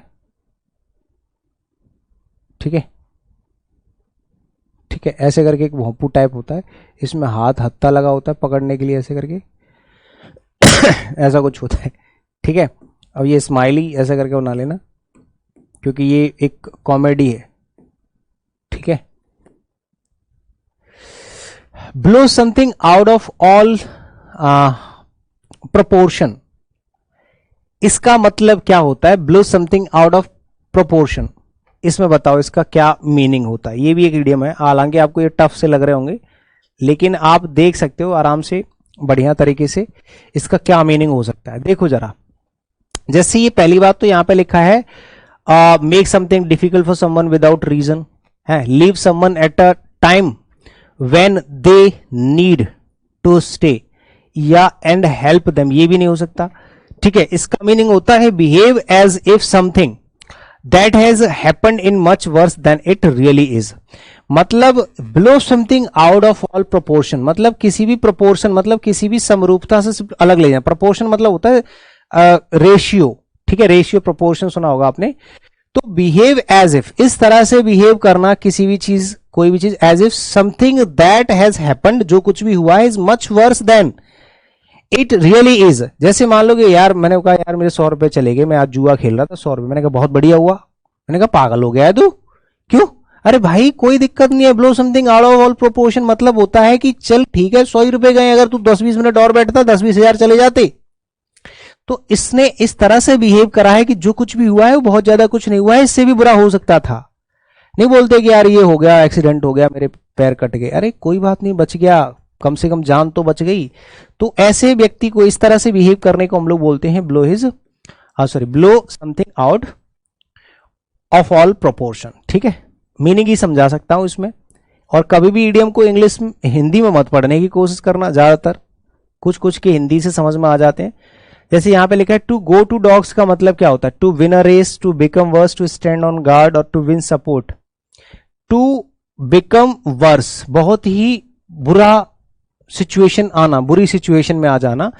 टू गो टू डॉग्स का मतलब होता है टू बिकम वर्स, मतलब बहुत ही घटिया बन जाना। बोलते यार मेरी तो कुत्तों जैसी हालत हो गई है आजकल, इसका मतलब है आप बहुत ही गंदे हो चुके हो, मतलब बहुत बेकार हालत हो चुकी है आपकी, तो उसको कहते हैं टू बिकम वर्स, मतलब बहुत बुरी हालत में हो जाना, ठीक है ना। Go back to the drawing board, ये तो मैंने आपको पहली क्लास में भी कहीं ना कहीं कराया है, ठीक है। To go back to the drawing room मतलब होता है, ड्रॉइंग रूम या ड्रॉइंग बोर्ड कह सकते हो, कि आपने कोई प्लान किया, फॉर एग्जाम्पल आपने कोई प्लान किया, ठीक है ना, कि अब हम ऐसा करते हैं, और वो प्लान हो गया अक्सर फेल। जब फेल हो जाता है तो हम क्या करते हैं, कुछ लोग जो जिद्दी होते हैं दोबारा प्लान बनाते हैं, चलो दोबारा से करेंगे। तो मीडिएट अ टास्क, अकॉम्प्लिश अ टास्क, स्टार्ट ओवर या लीव अ वर्क अनफिनिश्ड, किसी भी चीज की दोबारा से शुरुआत करना, रीस्टार्ट प्लानिंग, प्लानिंग किसी भी मुद्दे पर, किसी भी चीज पे दोबारा से प्लानिंग स्टार्ट करना, ये होता है। ऑन द बॉल का मतलब क्या होता है? On the ball, doing a job in a slow and incorrect manner, doing a job in a quick and competent manner, playing with a ball तो बिल्कुल भी नहीं हो सकता, एक्सरसाइजिंग यूजिंग अ बॉल ये भी नहीं हो सकता, doing a job in a quick and competent manner is the correct answer, ये हो जाएगा। Doing a job in a slow and incorrect manner नहीं होगा, doing a job in a quick and competent manner, बहुत जल्दी जल्दी, बहुत ही किसी से कॉम्पीट कर रहे हो ऐसे, इस तरह से जो है किसी भी काम को निपटाते हैं हम लोग, उसको कहते हैं ऑन बॉल, मतलब रिदम में रहना, स्पीड में रहना। ये तो सबको पता होना चाहिए यार। टू फेस द म्यूजिक होता है अगर आपने जैसे मान लो कोई गलती कर दी, फॉर एग्जाम्पल आपने कोई गलती कर दी, आपने खेलने चले गए बिना पूछे घर वालों से, और पापा आपका वेट कर रहे हैं कि बेटा आजा आज तुझे सुनाऊंगा, तो जब आपको पता होता है कि आज तो मैं लेट हो गया, आज तो घर वाले गाली देंगे, तो उसको बोलते हैं फेस द म्यूजिक, डांट फटकार सुनना, ठीक है। Bearing the entire audience views नहीं, being challenged to a music नहीं, bear the negative consequences of wrongful actions, कुछ भी गलत कर देते हैं तो हमें जो डांट फटकार सुनने को मिलती है ना, उसको बोलते हैं to face the music. A person who gives help and sympathy to people who need it, एक ऐसा व्यक्ति, ये वन वर्ड्स आ गए यहां से, अब तक ईडियम्स चल रहे थे, अब वन वर्ड्स आ गए, ठीक है। एक ऐसा व्यक्ति जो किसी की भी मदद करता है या किसी के प्रति बहुत ज्यादा सिंपैथी जो है देता है लोगों को जिनको जरूरत होती है, उसको प्रीचर कहोगे, मोरलिस्ट कहोगे, सैमरिटन कहोगे या पार्टनर कहोगे? सैमरिटन कहोगे, अच्छा व्यक्ति होता है उसको बोलते हैं सैमरिटन, ठीक है, दयालु व्यक्ति, इसको कहते हैं दयालु व्यक्ति। पार्टनर होता है जो क्षमा कर देता है कि चलो माफी दे दी मैंने तुमको। मोरलिस्ट होता है जिसके अंदर नैतिक शिक्षा होती है, मोरल इथिक्स होते हैं। प्रीचर होता है उपदेशक, जो किसी भी धर्म के बारे में, किसी पर्टिकुलर धर्म पे जो उपदेश देते हैं ना, धर्म उपदेशक कहते हैं। अ पर्सन हु ड्रॉज और प्रोड्यूस मैप्स, ये मैंने आपको कल बताया था कि वह व्यक्ति जो डिक्शनरी बनाता है उसको लेक्सिकोग्राफर बोलते हैं, वह व्यक्ति जो मैप्स बनाता है उसको कार्टोग्राफर बोलते हैं, वह व्यक्ति जो मैप्स बनाता है उसको कार्टोग्राफर बोलते हैं। चौफर होता है आपका पायलट, ड्राइवर। कोरियोग्राफर होता है जो डांस सिखाता है, नृत्यकार। और कैलीग्राफर जो अच्छा लेखन लिखना जानता है, जिसकी राइटिंग बहुत अच्छी है, जो लिखने में बहुत ही स्मार्ट होता है, अच्छा लिखता है, उसको कैलीग्राफर कहा जाता है, ठीक है। Being careful that every detail of something is correct, मतलब एक ऐसा व्यक्ति होता है जिसको सब कुछ बहुत ही सही चाहिए, वो नहीं चाहता कि कुछ भी गलत हो। Being careful that every detail of something is correct, उसको फास्टिडियस कहेंगे, सिक्वेमेज कहेंगे, स्टबॉन कहेंगे या इम्प्रेग्नेबल कहेंगे। ये होता है फास्टिडियस, बहुत ही नखरेबाज, तुनक मिजाज, इसको बोलते हैं नखरेबाज। मतलब अगर आपने उसको 10,000 रुपये कमा के दे दिए एक दिन में, तो वो कहेगा नहीं मुझे 12 चाहिए थे, तुमने 10 क्यों दिए। मतलब वो छोटी छोटी चीजों को भी इग्नोर नहीं करता, बड़ा नखरेबाज है। जैसे दूध में चीनी नहीं डाली तो मम्मी से चिढ़ जाएगा कि तुमने चीनी नहीं डाली, कम डाली तो भी चिढ़ जाएगा, जरा सी कम हुई तो पिएगा नहीं दूध को। ऐसे लोगों को नखरेबाज कहा जाता है। Something that is absolutely necessary that you can not do without. एक होता है इंडिस्पेंसिबल, ऐसी चीज जिसके बिना आप जा नहीं सकते। किए मैंने कहा सुनो, जब तक ये काम कंप्लीट नहीं होगा तब तक आप घर नहीं जाओगे, मतलब ये इस काम को करना अनिवार्य है। तो ऐसी कोई चीज जिसको पूरी तरह से जरूरी है कंप्लीट करना और उसको बिना कंप्लीट किए आप नहीं जा सकते, ठीक है, तो उसको इंडिस्पेंसिबल कहते हैं, अनिवार्य, जरूरी, ठीक है। इंसुलर क्या होता है? द्वीपीय, मतलब इंसुलर होता है द्वीप से रिलेटेड, रिलेटिंग टू द्वीप। द्वीप मतलब जानते हो ना, आइलैंड जो होते हैं ना, द्वीप, द्वीपीय, इंसुलर। आइसोलेटेड होता है किसी चीज को अगर आपने आइसोलेट कर दिया, मतलब अकेला कर दिया है, अलग करना, आइसोलेटेड। इंटोलेरेंट क्या होता है? इंटॉलरेंट, टॉलरेंट जानते हो, कोई भी ऐसी चीज जिसको आप सहन कर सकते हो वो टॉलरेंट है। इंटॉलरेंट वह चीज जिसको आप सहन नहीं कर सकते, न सहने योग्य। Animal living both on land and in water, ये तो गलत लिखा हुआ है, both on land and in water, यहां पे इन वाटर भी लिखना पड़ेगा, ठीक है ना, तब ये सही होगा, वरना गलत हो जाएगा, ठीक है मेरे भाई। बैठ के पढ़ा रहा हूं चेयर पे थोड़ा सा, क्योंकि थक जाते खड़े खड़े, मैं सुबह 11 बजे से पढ़ा रहा हूं, तो एडजस्ट कर लिया करो, ठीक है मेरे भाई। तो मैरिन कहोगे, एम्फीबियन कहते हैं, एम्फी का मतलब ही होता है उभय, उभय मतलब दोनों, कॉमन, उभयचर वे लोग जो होते हैं ना जो दोनों जगह रह लेते हैं, पानी में भी रह लेते हैं, जैसे मेढक है वो पानी में भी रह लेगा और वो जमीन पे भी रह लेगा। तो इसको कहते हैं हाँ एम्फीबियन, उभयचर। मैरिन होते हैं समुद्री, जो समुद्री होते हैं ना मैरिन। टेरेस्ट्रियल होते हैं जो धरती से रिलेटेड होते हैं, धरती रिलेटिंग टू टेरिटरी, टेरेस्ट्रियल होता है धरती से, लौकिक लोक से रिलेटेड, और आर्बोरियल होता है वृक्ष से रिलेटेड, ठीक है। आर्बोरियल मतलब होता है वृक्ष, मतलब पेड़ों से related. Person who betrays his own country, वह व्यक्ति जो अपने देश को धोखा दे जाता है उसको मैस्कोट ट्रेटर कहते हैं। क्या कहते हैं? ट्रेटर, गद्दार, धोखेबाज, इसको कहते हैं गद्दार यानी कि धोखेबाज, ठीक है। तो ऑप्शन नंबर क्या हो जाएगा? 20 का करेक्ट आंसर होगा। मैस्कॉट होता है शुभंकर, भंकर मतलब बहुत ही शुभंकर होता है ना, उसको बोलते हैं मैस्कॉट। और आइकॉन होता है मूर्ति, चिन्ह कह सकते हो, मूर्ति कह सकते हो, ठीक है मेरे भाई। पैरागॉन होता है प्रतिद्वंदी, एक दूसरे के सामने जो कॉम्पिटेंट होते हैं उनको पैरागॉन बोलते हैं। The study of evolution of Mankind, कि भाई मानव जाति की प्रजाति कब हुई, मतलब मानव जाति कब से पैदा हुई, कहाँ हुआ, कैसे इनका उद्गम हुआ, इस सब की जानकारी जो होती है वो एंथ्रोपोलॉजी होती है, मानव जाति विज्ञान इसको कहते हैं, मानव जाति विज्ञान, जिसमें मनुष्य की जाति के बारे में सब कुछ पढ़ाया लिखाया जाता है। साइकोलॉजी होती है मनोविज्ञान, जिसमें मस्तिष्क के बारे में पढ़ना होता है। एंथोलॉजी जो होता है वो संकलन होता है, एंथोलॉजी किसी भी चीज का संकलन जो होता है ना, गठन जिसको बोलते हैं एंथोलॉजी। बायोलॉजी होता है जीव विज्ञान, जिसमें जीव जंतुओं के बारे में पढ़ाया जाता है। यहां से आपके क्वेश्चन स्टार्ट हो रहे हैं स्पेलिंग टेस्ट के, ठीक है। कितने क्वेश्चन होंगे टोटल? 6 क्वेश्चन होंगे स्पेलिंग टेस्ट के। इन चारों में से कौन सी ऐसी स्पेलिंग है जिसकी स्पेलिंग में मिस्टेक है, गलती है, बताइए। क्या बोनफाइड है, बोनफाइड, कल्चरल है, सॉल्यूशन है, ट्रस्टवर्दी है? तो आपको याद रखना है सॉल्यूशन की स्पेलिंग में थोड़ा सा देखो TIN होता है, SIN नहीं होता है, ठीक है। तो सॉल्यूशन का मतलब क्या होगा मेरे भाई? यहां पे आप इसकी जगह TION कर लेना, तो इसका मतलब तो समाधान होता है, सबको पता है। कल्चरल होता है रिलेटिंग टू कल्चर, सांस्कृतिक, और बोनफाइड होता है प्रमाणिक, जिसको प्रमाणित किया गया हो, और ट्रस्टवर्दी होता है भरोसेमंद, जिस पे आप भरोसा कर सकते हो, ठीक है ना। देखो ये पूरा एक सेंटेंस है और इस सेंटेंस में से इसने 4 शब्द निकाल लिए। एक तो लीप निकाल लिया है, प्रोग्रेस निकाल लिया है, ये लीप निकाल लिया है, ठीक है, और एक साइंस निकाल लिया है ना, और बाउंड, लेकिन ये साइंस लग नहीं रहा, ठीक है। हाँ, तो इसको निकाल लिया है, तो इसमें करेक्ट आंसर आपका हो जाएगा साइंस।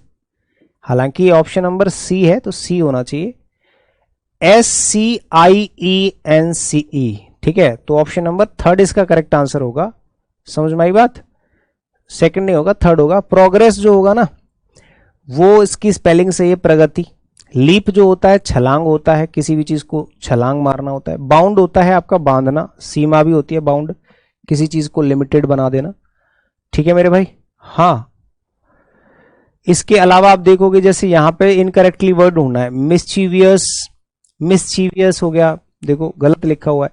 मिनिएचर है, मेटामॉर्फिक है, मिस स्पेल है, तो ऑप्शन नंबर मिस स्पेल का भी गलत है स्पेलिंग, देखो ये तो मिस्चीवियस, मिस्चीवियस सही है, मिस्चीवियस भी ठीक है, ठीक है, मिस्चीवियस सही है। इसमें जो गलती है वो ये है, मिस्चीवियस तो सही है, मिस्चीव से बना है, मिस्चीवियस शरारती, लेकिन यहाँ पे मिस स्पेल तो साफ साफ गलत है। मिस स्पेल में 2 एस आते हैं, जो ऊपर लिखा हुआ ना मिस स्पेल्ड या करेक्टली स्पेल्ड, इनकरेक्टली की जगह आप मिस स्पेल्ड भी लिख सकते हो, ठीक है ना। तो मिस स्पेल की स्पेलिंग होती है 2 एस आएंगे। मेटामॉर्फिक होता है रूपांतरित, जिसका रूप चेंज होता रहता है। और मिनिएचर होता है छोटा, मिनिएचर मतलब होता है छोटा, कम। मिस्चीवियस होता है शरारत से रिलेटेड, ठीक है, हरकत से रिलेटेड। अचीव जो होता है वो होता है किसी भी चीज को अचीव करना, प्राप्त करना। लॉयल्टी वफादारी होती है। ट्रेजरी, इसमें से जो गलत आंसर है वो आपका ट्रेजरी हो जाएगा, क्योंकि ट्रेजरी की जो स्पेलिंग होती है ना वो TREAS होता है, TREASURY। ट्रेजरी का मतलब क्या होता है वो भी देख लो। खजाना जानते हो? ट्रेजरी क्या होता है? खजाना होता है जिसमें आपने फिल्मों में देखा होगा, हॉलीवुड की, ये लोग खजाना ढूंढने जाते हैं, इसमें सोना चांदी पड़ा होता है। आपने देखा है क्लास 2 घंटे से लगातार चल रही है, मतलब 2 घंटे तक लगातार चलती है, और इसके बीच में किसी भी तरह का कोई फालतू टाइम हम वेस्ट नहीं करते हैं। ओनली जो डिस्कशन आपका किया जाता है वो सिर्फ कंटेंट में। मैं इधर उधर की बातें भी आपसे नहीं कर रहा, मैं चीज़ों में डिले भी नहीं कर रहा, मैं आपको कम टाइम में ज़्यादा से ज़्यादा चीज़ों को डिलीवर करने की कोशिश कर रहा हूँ।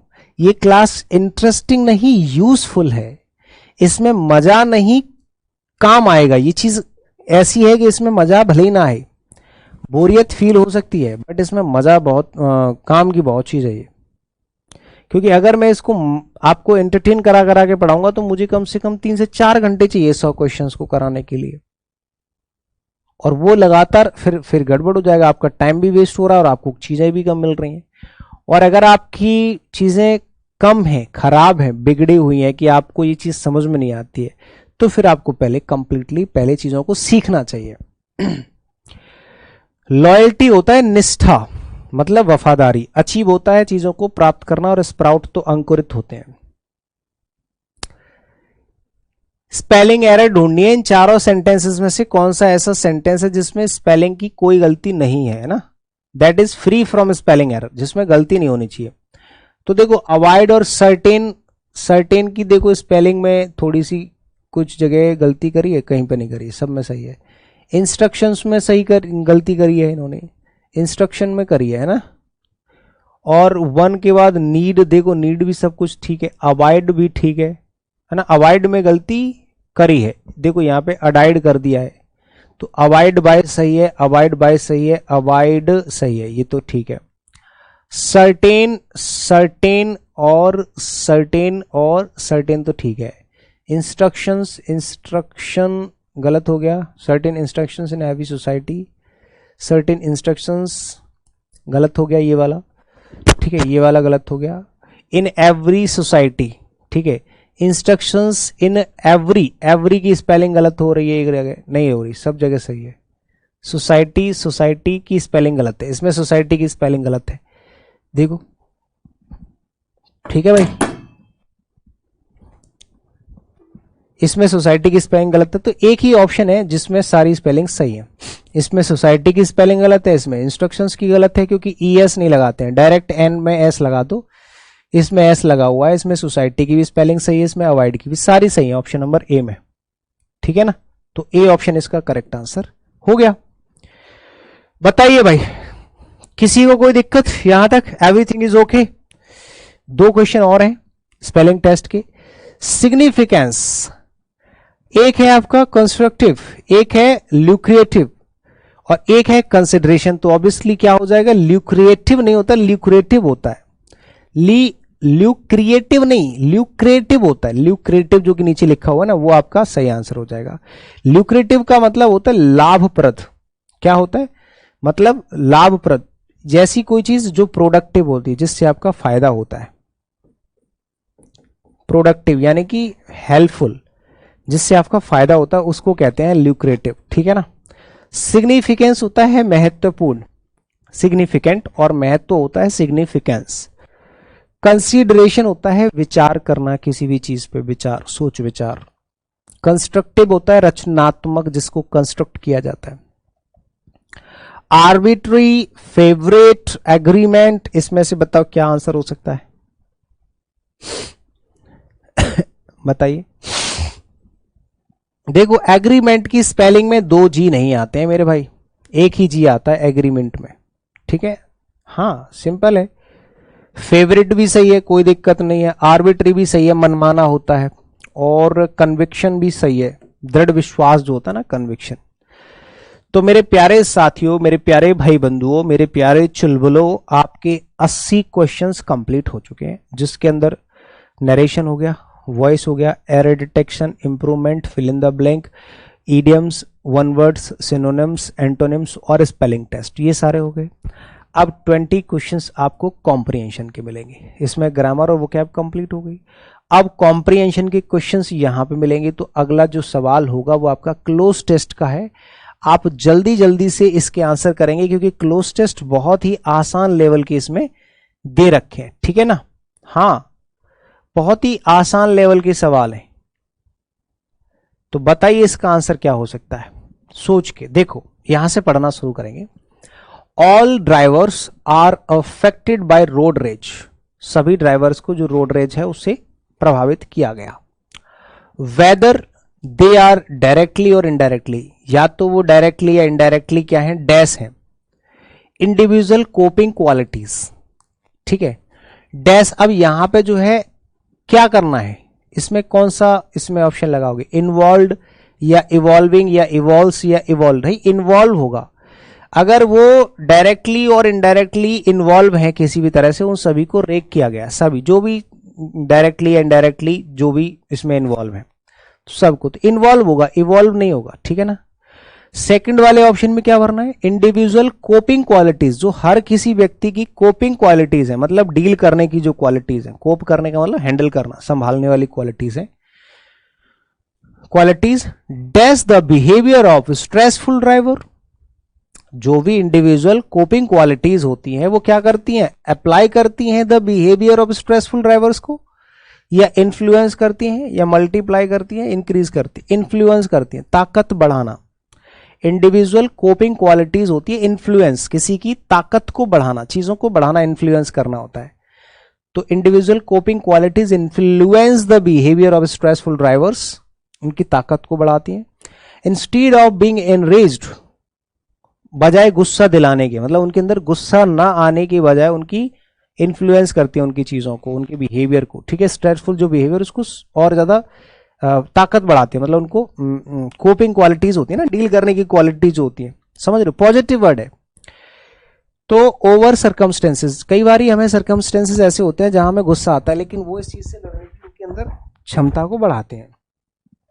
बियॉन्ड देयर कंट्रोल, अपने कंट्रोल के खिलाफ।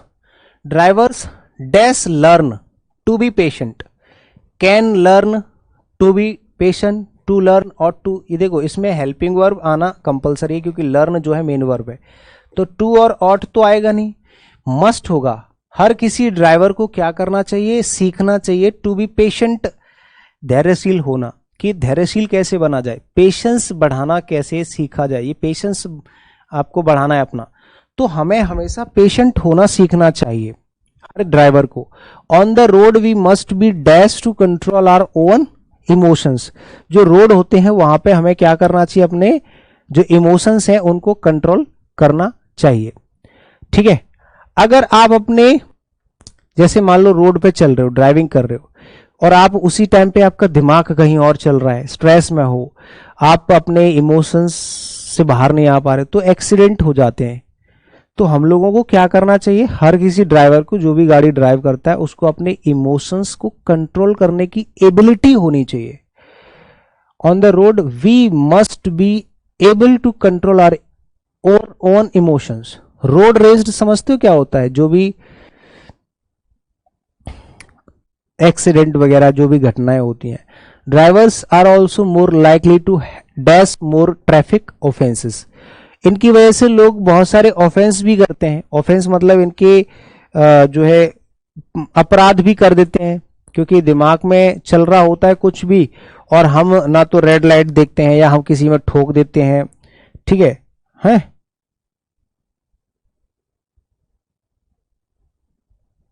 समझ रहे हो?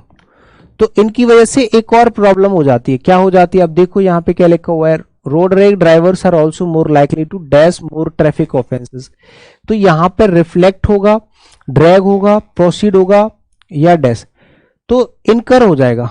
इनकर का मतलब होता है बढ़ाना, ठीक है, चीजों को ऊपर ले जाना, ठीक है, बढ़ाना कह सकते हो, बढ़ाना या ऊपर ले जाना, ऊपर ले जाना, बढ़ाना, ये इसका मीनिंग होता है, ठीक है ना। हाँ, तो जिसकी वजह से क्या हो जाता है, ज्यादातर जो ड्राइवर्स हैं ये अपने जो ट्रैफिक ऑफेंसेस होते हैं इनको और ऊपर, जैसे मान लो एक चालान है तो किसी दूसरा काम कर दिया और चालान बन गया, समझ रहे हो, मतलब उनके जो ऑफेंसेस है वो बढ़ते जाते हैं अगर आप ऐसा नहीं करते हो तो हमें हमेशा क्या करना चाहिए, चीजों के अंदर, मतलब एक तो जैसे हमें क्या करना चाहिए, हमारी कोपिंग क्वालिटीज अच्छी होनी चाहिए, हमें अपने इमोशंस को कंट्रोल करना आना चाहिए, ठीक है, ये सब चीजें इसमें बात कही गई हैं, तो ऑप्शन नंबर सी इसका परफेक्ट आंसर होगा। अगला क्लोज टेस्ट देखो, इसको भी पढ़ेंगे, ये टैटू के ऊपर है, थोड़ा सा देख लेते हैं बस, ठीक है, फटाफट से। देखो, tattooing is a talent that requires a lot of time and dash. Tattoo जो है, टैटू बनाना और बनवाना, ये एक ऐसा टैलेंट है, बनाना एक ऐसा टैलेंट है, टैटू बनाना, आर्ट करना, जिसको जरूरत होती है एक तो टाइम की, उसमें बहुत सारा टाइम भी लगता है और डैश भी लगता है। लायबिलिटी उत्तरदायित्व, कैपेसिटी क्षमता, इंटेग्रिटी दृढ़ता, या एबिलिटी, तो इसका आंसर एबिलिटी हो जाएगा। भाई आप पहले तो टैटू बनाना आपको आएगा तभी ना आप बना पाओगे, तो आपके अंदर एबिलिटी की भी जरूरत है और टाइम भी, अगर आपको आता है तो भी आपको टाइम चाहिए तभी बना पाओगे। There are many various kinds and dash of tattooing. Tattoo के कई प्रकार और डैश होते हैं, गेस्चर्स, जनरीज, कीज या और व्यूज। भाई जनरीज होता है, जनरीज मतलब होते हैं टाइप्स, एक तरीके से जेनरेशन नहीं होती हैं, जनरीज का मतलब भी यही होता है, डिफरेंट डिफरेंट काइंड्स, ठीक है, तो genres is the correct answer. Tattooing was and still, मतलब टैटू पहले भी था और अभी भी is a means to communicate someone's thoughts. इसका क्या मतलब, थॉट्स को कम्युनिकेट करना, जैसे मैंने यहां पे भोले बाबा बनवा लिए, तो इसका मतलब हो गया कि मैं भोले का भक्त हूं, अब मुझे बताने की जरूरत नहीं है, समझ रहे हो। तो टैटू का मतलब ये होता है, अगर मैं यहां पर कुछ लिखवा लूं, है ना, किसी का नाम लिखवा लो, अपने प्रिय का नाम लिखवा लो, इधर हाथ पे लिखवा लेते हैं लोग, तो उसका मतलब है कि ही लव्स और सी लव्स हिम और हर अ लॉट। तो ये अपने थॉट्स को एक्सप्रेस कम्युनिकेट करते हैं। और लाइफ बाई परमानेंटली, हमेशा के लिए, permanently dash a design of ink, detecting, embedding और कॉम्बिनिंग, इसमें से आप बताओ क्या लगाओगे। बिल्कुल सही है। देखो, जब भी हम किसी भी चीज को परमानेंटली डैश करते हैं, जैसे मैंने यहां पे अपना एक टैटू बनवा लिया, परमानेंट टैटू, तो उस चीज को एम्बेड किया जाता है। एम्बेड का मतलब होता है बैठाना, किसी भी चीज को एक जगह पर सेट करना, बैठाना या चिपकाना कह सकते हो। एक जगह पर जब हम किसी चीज को चिपका देते हैं ना, इसका मतलब लागू करना भी होता है, एम्बेड करना, जब आप एक चीज को एक जगह पर सेट कर देते हैं, है ना। हाँ, तो permanently embedding a design of ink and colour, इंक और कलर से हम लोग डिजाइन बना के एक जगह पर सेट कर देते हैं इनटू देयर फ्लैश, अपने मास में। The first step in tattooing, जो पहला स्टेप होता है वो क्या होता है, is to develop an artist. आपको पहले तो एक आर्टिस्ट बनना पड़ेगा, आपको कला आनी चाहिए, कुछ भी बनाना आना चाहिए, पहले पेंसिल से या पेन से। Dash and the skill the sketch, ठीक है। एन आर्टिस्ट डैश, आर्टिस्टिक है, सॉरी आर्टिस्ट नहीं है, artistic career, artistic glimpse, artist attitude, artistic drama. तो आपके अंदर एक तो आर्टिस्टिक एटीट्यूड होना चाहिए, आपके अंदर कला होनी चाहिए, तभी आप इस जो है काम को कर सकते हैं। टैटू तभी बना सकते हैं जब आपके अंदर एक कला होगी, आपके अंदर एक एटीट्यूड होगा। कौन सा, करियर नहीं, करियर तो जो काम कर रहे हैं वही करियर है। ड्रामा और ग्लिम्स होगा नहीं, होगा एटीट्यूड। आपके अंदर एक आर्टिस्टिक एटीट्यूड होना चाहिए, आपको अगर कोई चीज बनाने आती है तो वो चीज आपके अंदर दिखनी चाहिए, तभी आप बना पाओगे। And the skill to sketch, और आपको स्केच की स्किल भी आनी चाहिए, स्केच करना भी आना चाहिए। ये है कला, ये कला है, स्किल की बात हो रही है, और ये एटीट्यूड की बात हो रही है। योर आर्ट वर्क, आपके काम जो भी आप करते हो वो आपको अच्छे से आना चाहिए। टैटूइंग और penmanship is far more dash than sketching, confiscated, aggravated, complicated, और कॉम्प्लिकेटेड हो जाएगा, जटिल है। देखो, अगर आप किसी की फ्लैश पे, किसी की बॉडी पे अगर आप टैटू बना रहे हो, वो बहुत ज्यादा टफ होता है as comparison of paper. Paper पे अगर आप बना रहे हो उससे ज्यादा, बहुत ज्यादा होता है, ऑब्वियसली होता है, पेपर पे तो कोई भी बना लेगा, लेकिन फ्लैश पे बनाना थोड़ा टफ होता है। अगला देखो, close test number 3, memory loss with aging. जब आपकी एज बढ़ती जाती है तो मेमोरी लॉस होती जाती है। Is dash a natural and normal, is a consider, is consider, is considered, is considered होना चाहिए, ठीक है, रिगार्ड नहीं होगा, कंसिडर्ड होगा। जो मेमोरी लॉस होती है एज के अकॉर्डिंग, इस चीज को विचार में लाया गया है, इस चीज को विचार में लाया गया है। Is considered a natural and normal dash, normal dash, normal trial, normal method, type या प्रोसेस। प्रोसेस हो जाएगा भाई, टाइप मेथड ट्राइबल नहीं होगा। इसको एक प्रोसेस की तरह कंसिडर किया गया है कि यही प्रोसेस है, जब आपकी एज ढलती जाएगी तो आपकी मेमोरी लॉस होती जाएगी, ठीक है ना। Symptoms range from forgetting simple daily life activities and dash familiar tasks, ठीक है। यहां पे देखो क्या लिखा हुआ है द सिम्टम्स रेंज, जो सिम्टम्स होते हैं ये रेंज करते हैं, इनकी पहुंच कहां तक होती है, from forgetting simple daily life, छोटी छोटी डेली लाइफ एक्टिविटीज होती हैं इनको भूलना शुरू करते हैं, और and dash and prospering acknowledging rectifying और परफॉर्मिंग। एक्नॉलेजिंग या परफॉर्मिंग हो जाएगा, जैसे आपने आज अपना चश्मा कहाँ रखा था, जूते कहाँ रखे थे, ये भूल गए। इस तरह की चीजों से शुरुआत होती है, ये आपके सिम्टम्स होते हैं मेमोरी लॉस के। और उसके बाद जब आप कुछ भी कर रहे होते हो उसमें भी, जैसे आप खाना खा रहे हो, आप खाना खाते खाते रुक गए, या कुछ भी पूछ रहे ये लड़का कौन है, मतलब जो आपकी परफॉर्मेंस होती है, छोटी छोटी डेली लाइफ एक्टिविटीज और जो परफॉर्मेंस होती है, इनसे आपके ये सिम्टम्स होते हैं कि आप कुछ भी कर रहे हो, करते करते कुछ और कर गए, बोलते बोलते कुछ और बोल गए, है ना, ये सब इनसे ये सिम्टम्स होते हैं। तो परफॉर्मिंग हो गई, डेली लाइफ एक्टिविटीज को, छोटी छोटी चीजें इनको भूलना शुरू कर देते हैं, ये आपके सिम्टम्स होते हैं। फोर्थ वाले ऑप्शन में बताओ क्या लगाओगे यहां पे। However there can be several other factors, कभी कभी कुछ और भी फैक्टर्स होते हैं। Dash for it, significance for it, commendable for it, responsible for it. Responsible होंगे इस चीज के, और भी कई सारी चीजें जिम्मेदार होती हैं। जरूरी नहीं है कि एज के अकॉर्डिंग ही आपकी मेमोरी लॉस होती है, कई बार और भी रीजंस हो सकते हैं, और भी फैक्टर्स हो सकते हैं। For it and these vary from person to person, और ये चीज वेरी करती हैं पर्सन टू पर्सन, मतलब मेरे से तुम्हारे अंदर चलेगी, तुम्हारे अंदर से तुम्हारे अंदर चलेगी, है ना, ऐसे करके। तो ये चीजें किसी और की वजह से भी हो सकती हैं, कोई और भी बहुत सारे ऐसे फैक्टर्स हैं जो इस चीज के लिए, मेमोरी लॉस के लिए क्या है, रिस्पॉन्सिबल है ना।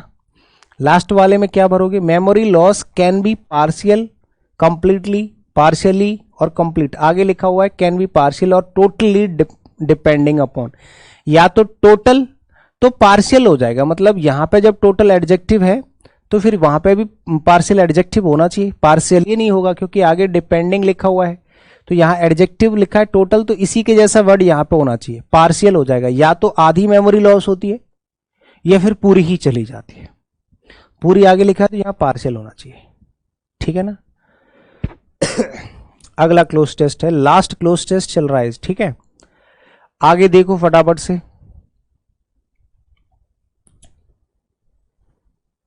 इसका आंसर बताओ, कौन बताएगा। फटाफट से बताओ इसको, थोड़ा सा आप लोग पढ़ लो, पढ़ पाओ तो, नहीं तो कोई दिक्कत ही नहीं है वैसे तो। देखो, little dash a year ago, एक साल पहले की बात है। Little beyond a year ago, about a year ago, या over a year ago. Over हो जाएगा, लगभग एक साल पहले, ओवर यूज करते हैं टाइम के लिए, ठीक है ना, प्रेपोजिशन, ग्रामेटिकल क्वेश्चन है ये। लिटिल ओवर अ ईयर अगो, लगभग ये मान के चलो एक साल पहले की बात है। Rama Rao went out of work when a gramophone company of which he was the Malgudi agent, वो मालगुडी एजेंट था उस कंपनी में, जिस कंपनी का नाम है ग्रामोफोन कंपनी थी एक, उसमें रामा नाम का कोई व्यक्ति था, वो उसमें क्या था, एजेंट था। वेंट आउट ऑफ एग्जिस्टेंस, वो वहां एग्जिस्टेंस से बाहर चला गया जहां भी वो था।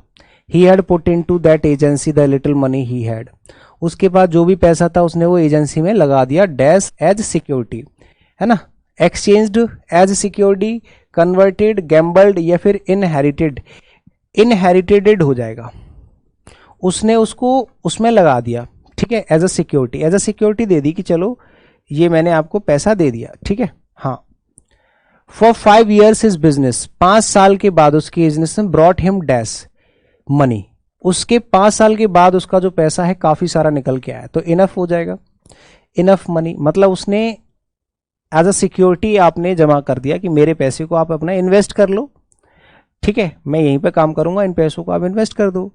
5 साल के बाद वो पैसा जो है काफी हो गया, enough money, just enough to help him keep his wife and children in good comfort. इतना पैसा आ गया 5 साल के बाद कि वो अपने बच्चों को और बीवी को बहुत अच्छे तरीके से रख सकता था. एंड वन डे, और एक दिन क्या हुआ, it was dash, it was a bolt from the blue, a snake in the grace. ये ईडियम दे को डाल दिया. बोन ऑफ कंटेंशन झगड़े का कारण होता है, स्नेक इन द ग्रास दुश्मन होता है, वाइल्ड गूस चेस व्यर्थ चीजों के पीछे भागना होता है, बोल्ट फ्रॉम द ब्लू होता है आकस्मिक परेशानी. जब जीवन में कोई आकस्मिक परेशानी आ जाती है ना, तो उसको हम लोग कहते हैं क्या, बोल्ट फ्रॉम द ब्लू. तो ऑप्शन नंबर ए इसका आंसर हो जाएगा. बहुत सिंपल, पूरे सेट नंबर 4 का सबसे सिंपल क्वेश्चन यही है. सारे के सारे इडियम्स देखो कितने कॉमन है. A series of dash in the world, a series of dash, a series of questions in the world, world trade, commerce, banking and politics was responsible for it. Circumstances, instructions और lectures. भाई simple सी बात है, circumstances की बात हो रही है, परिस्थितियां. अ सीरीज ऑफ सर्कमस्टेंसेस, परिस्थितियों की एक बहुत ही लंबी कतार जो है उसके जीवन में आई. इन द वर्ल्ड, पूरे संसार में ही आई थी. इन द वर्ल्ड, जिसकी वजह से जैसे ट्रेड हो गए आपके, वर्ल्ड ऑफ ट्रेड हो गया है ना, sorry, in the world of trade, commerce, banking, politics, सारे चीजों में जो है गिरावट आ गई. एक बहुत ही दिक्कतें आ गई. मतलब पूरा मेंशन नहीं किया है इसमें, लेकिन समझ जाओ कुछ ना कुछ, जैसे कोरोना वायरस टाइप का कुछ आ गया होगा, या कोई बहुत बड़ा रिसेशन आ गया होगा. ठीक है, पूरी की पूरी हमारी इकोनॉमिक्स में क्या आ गया होगा, इकोनॉमी में पूरा का पूरा रिसेशन आ गया होगा, कुछ ऐसा हो गया होगा, जिसकी वजह से उनकी लाइफ थोड़ा सा, अब आगे उसने मेंशन नहीं कराया तो हम क्या ही बताएं कि क्या हुआ था. उसमें कुछ लिखा ही नहीं, बस इतना ही लिखा था.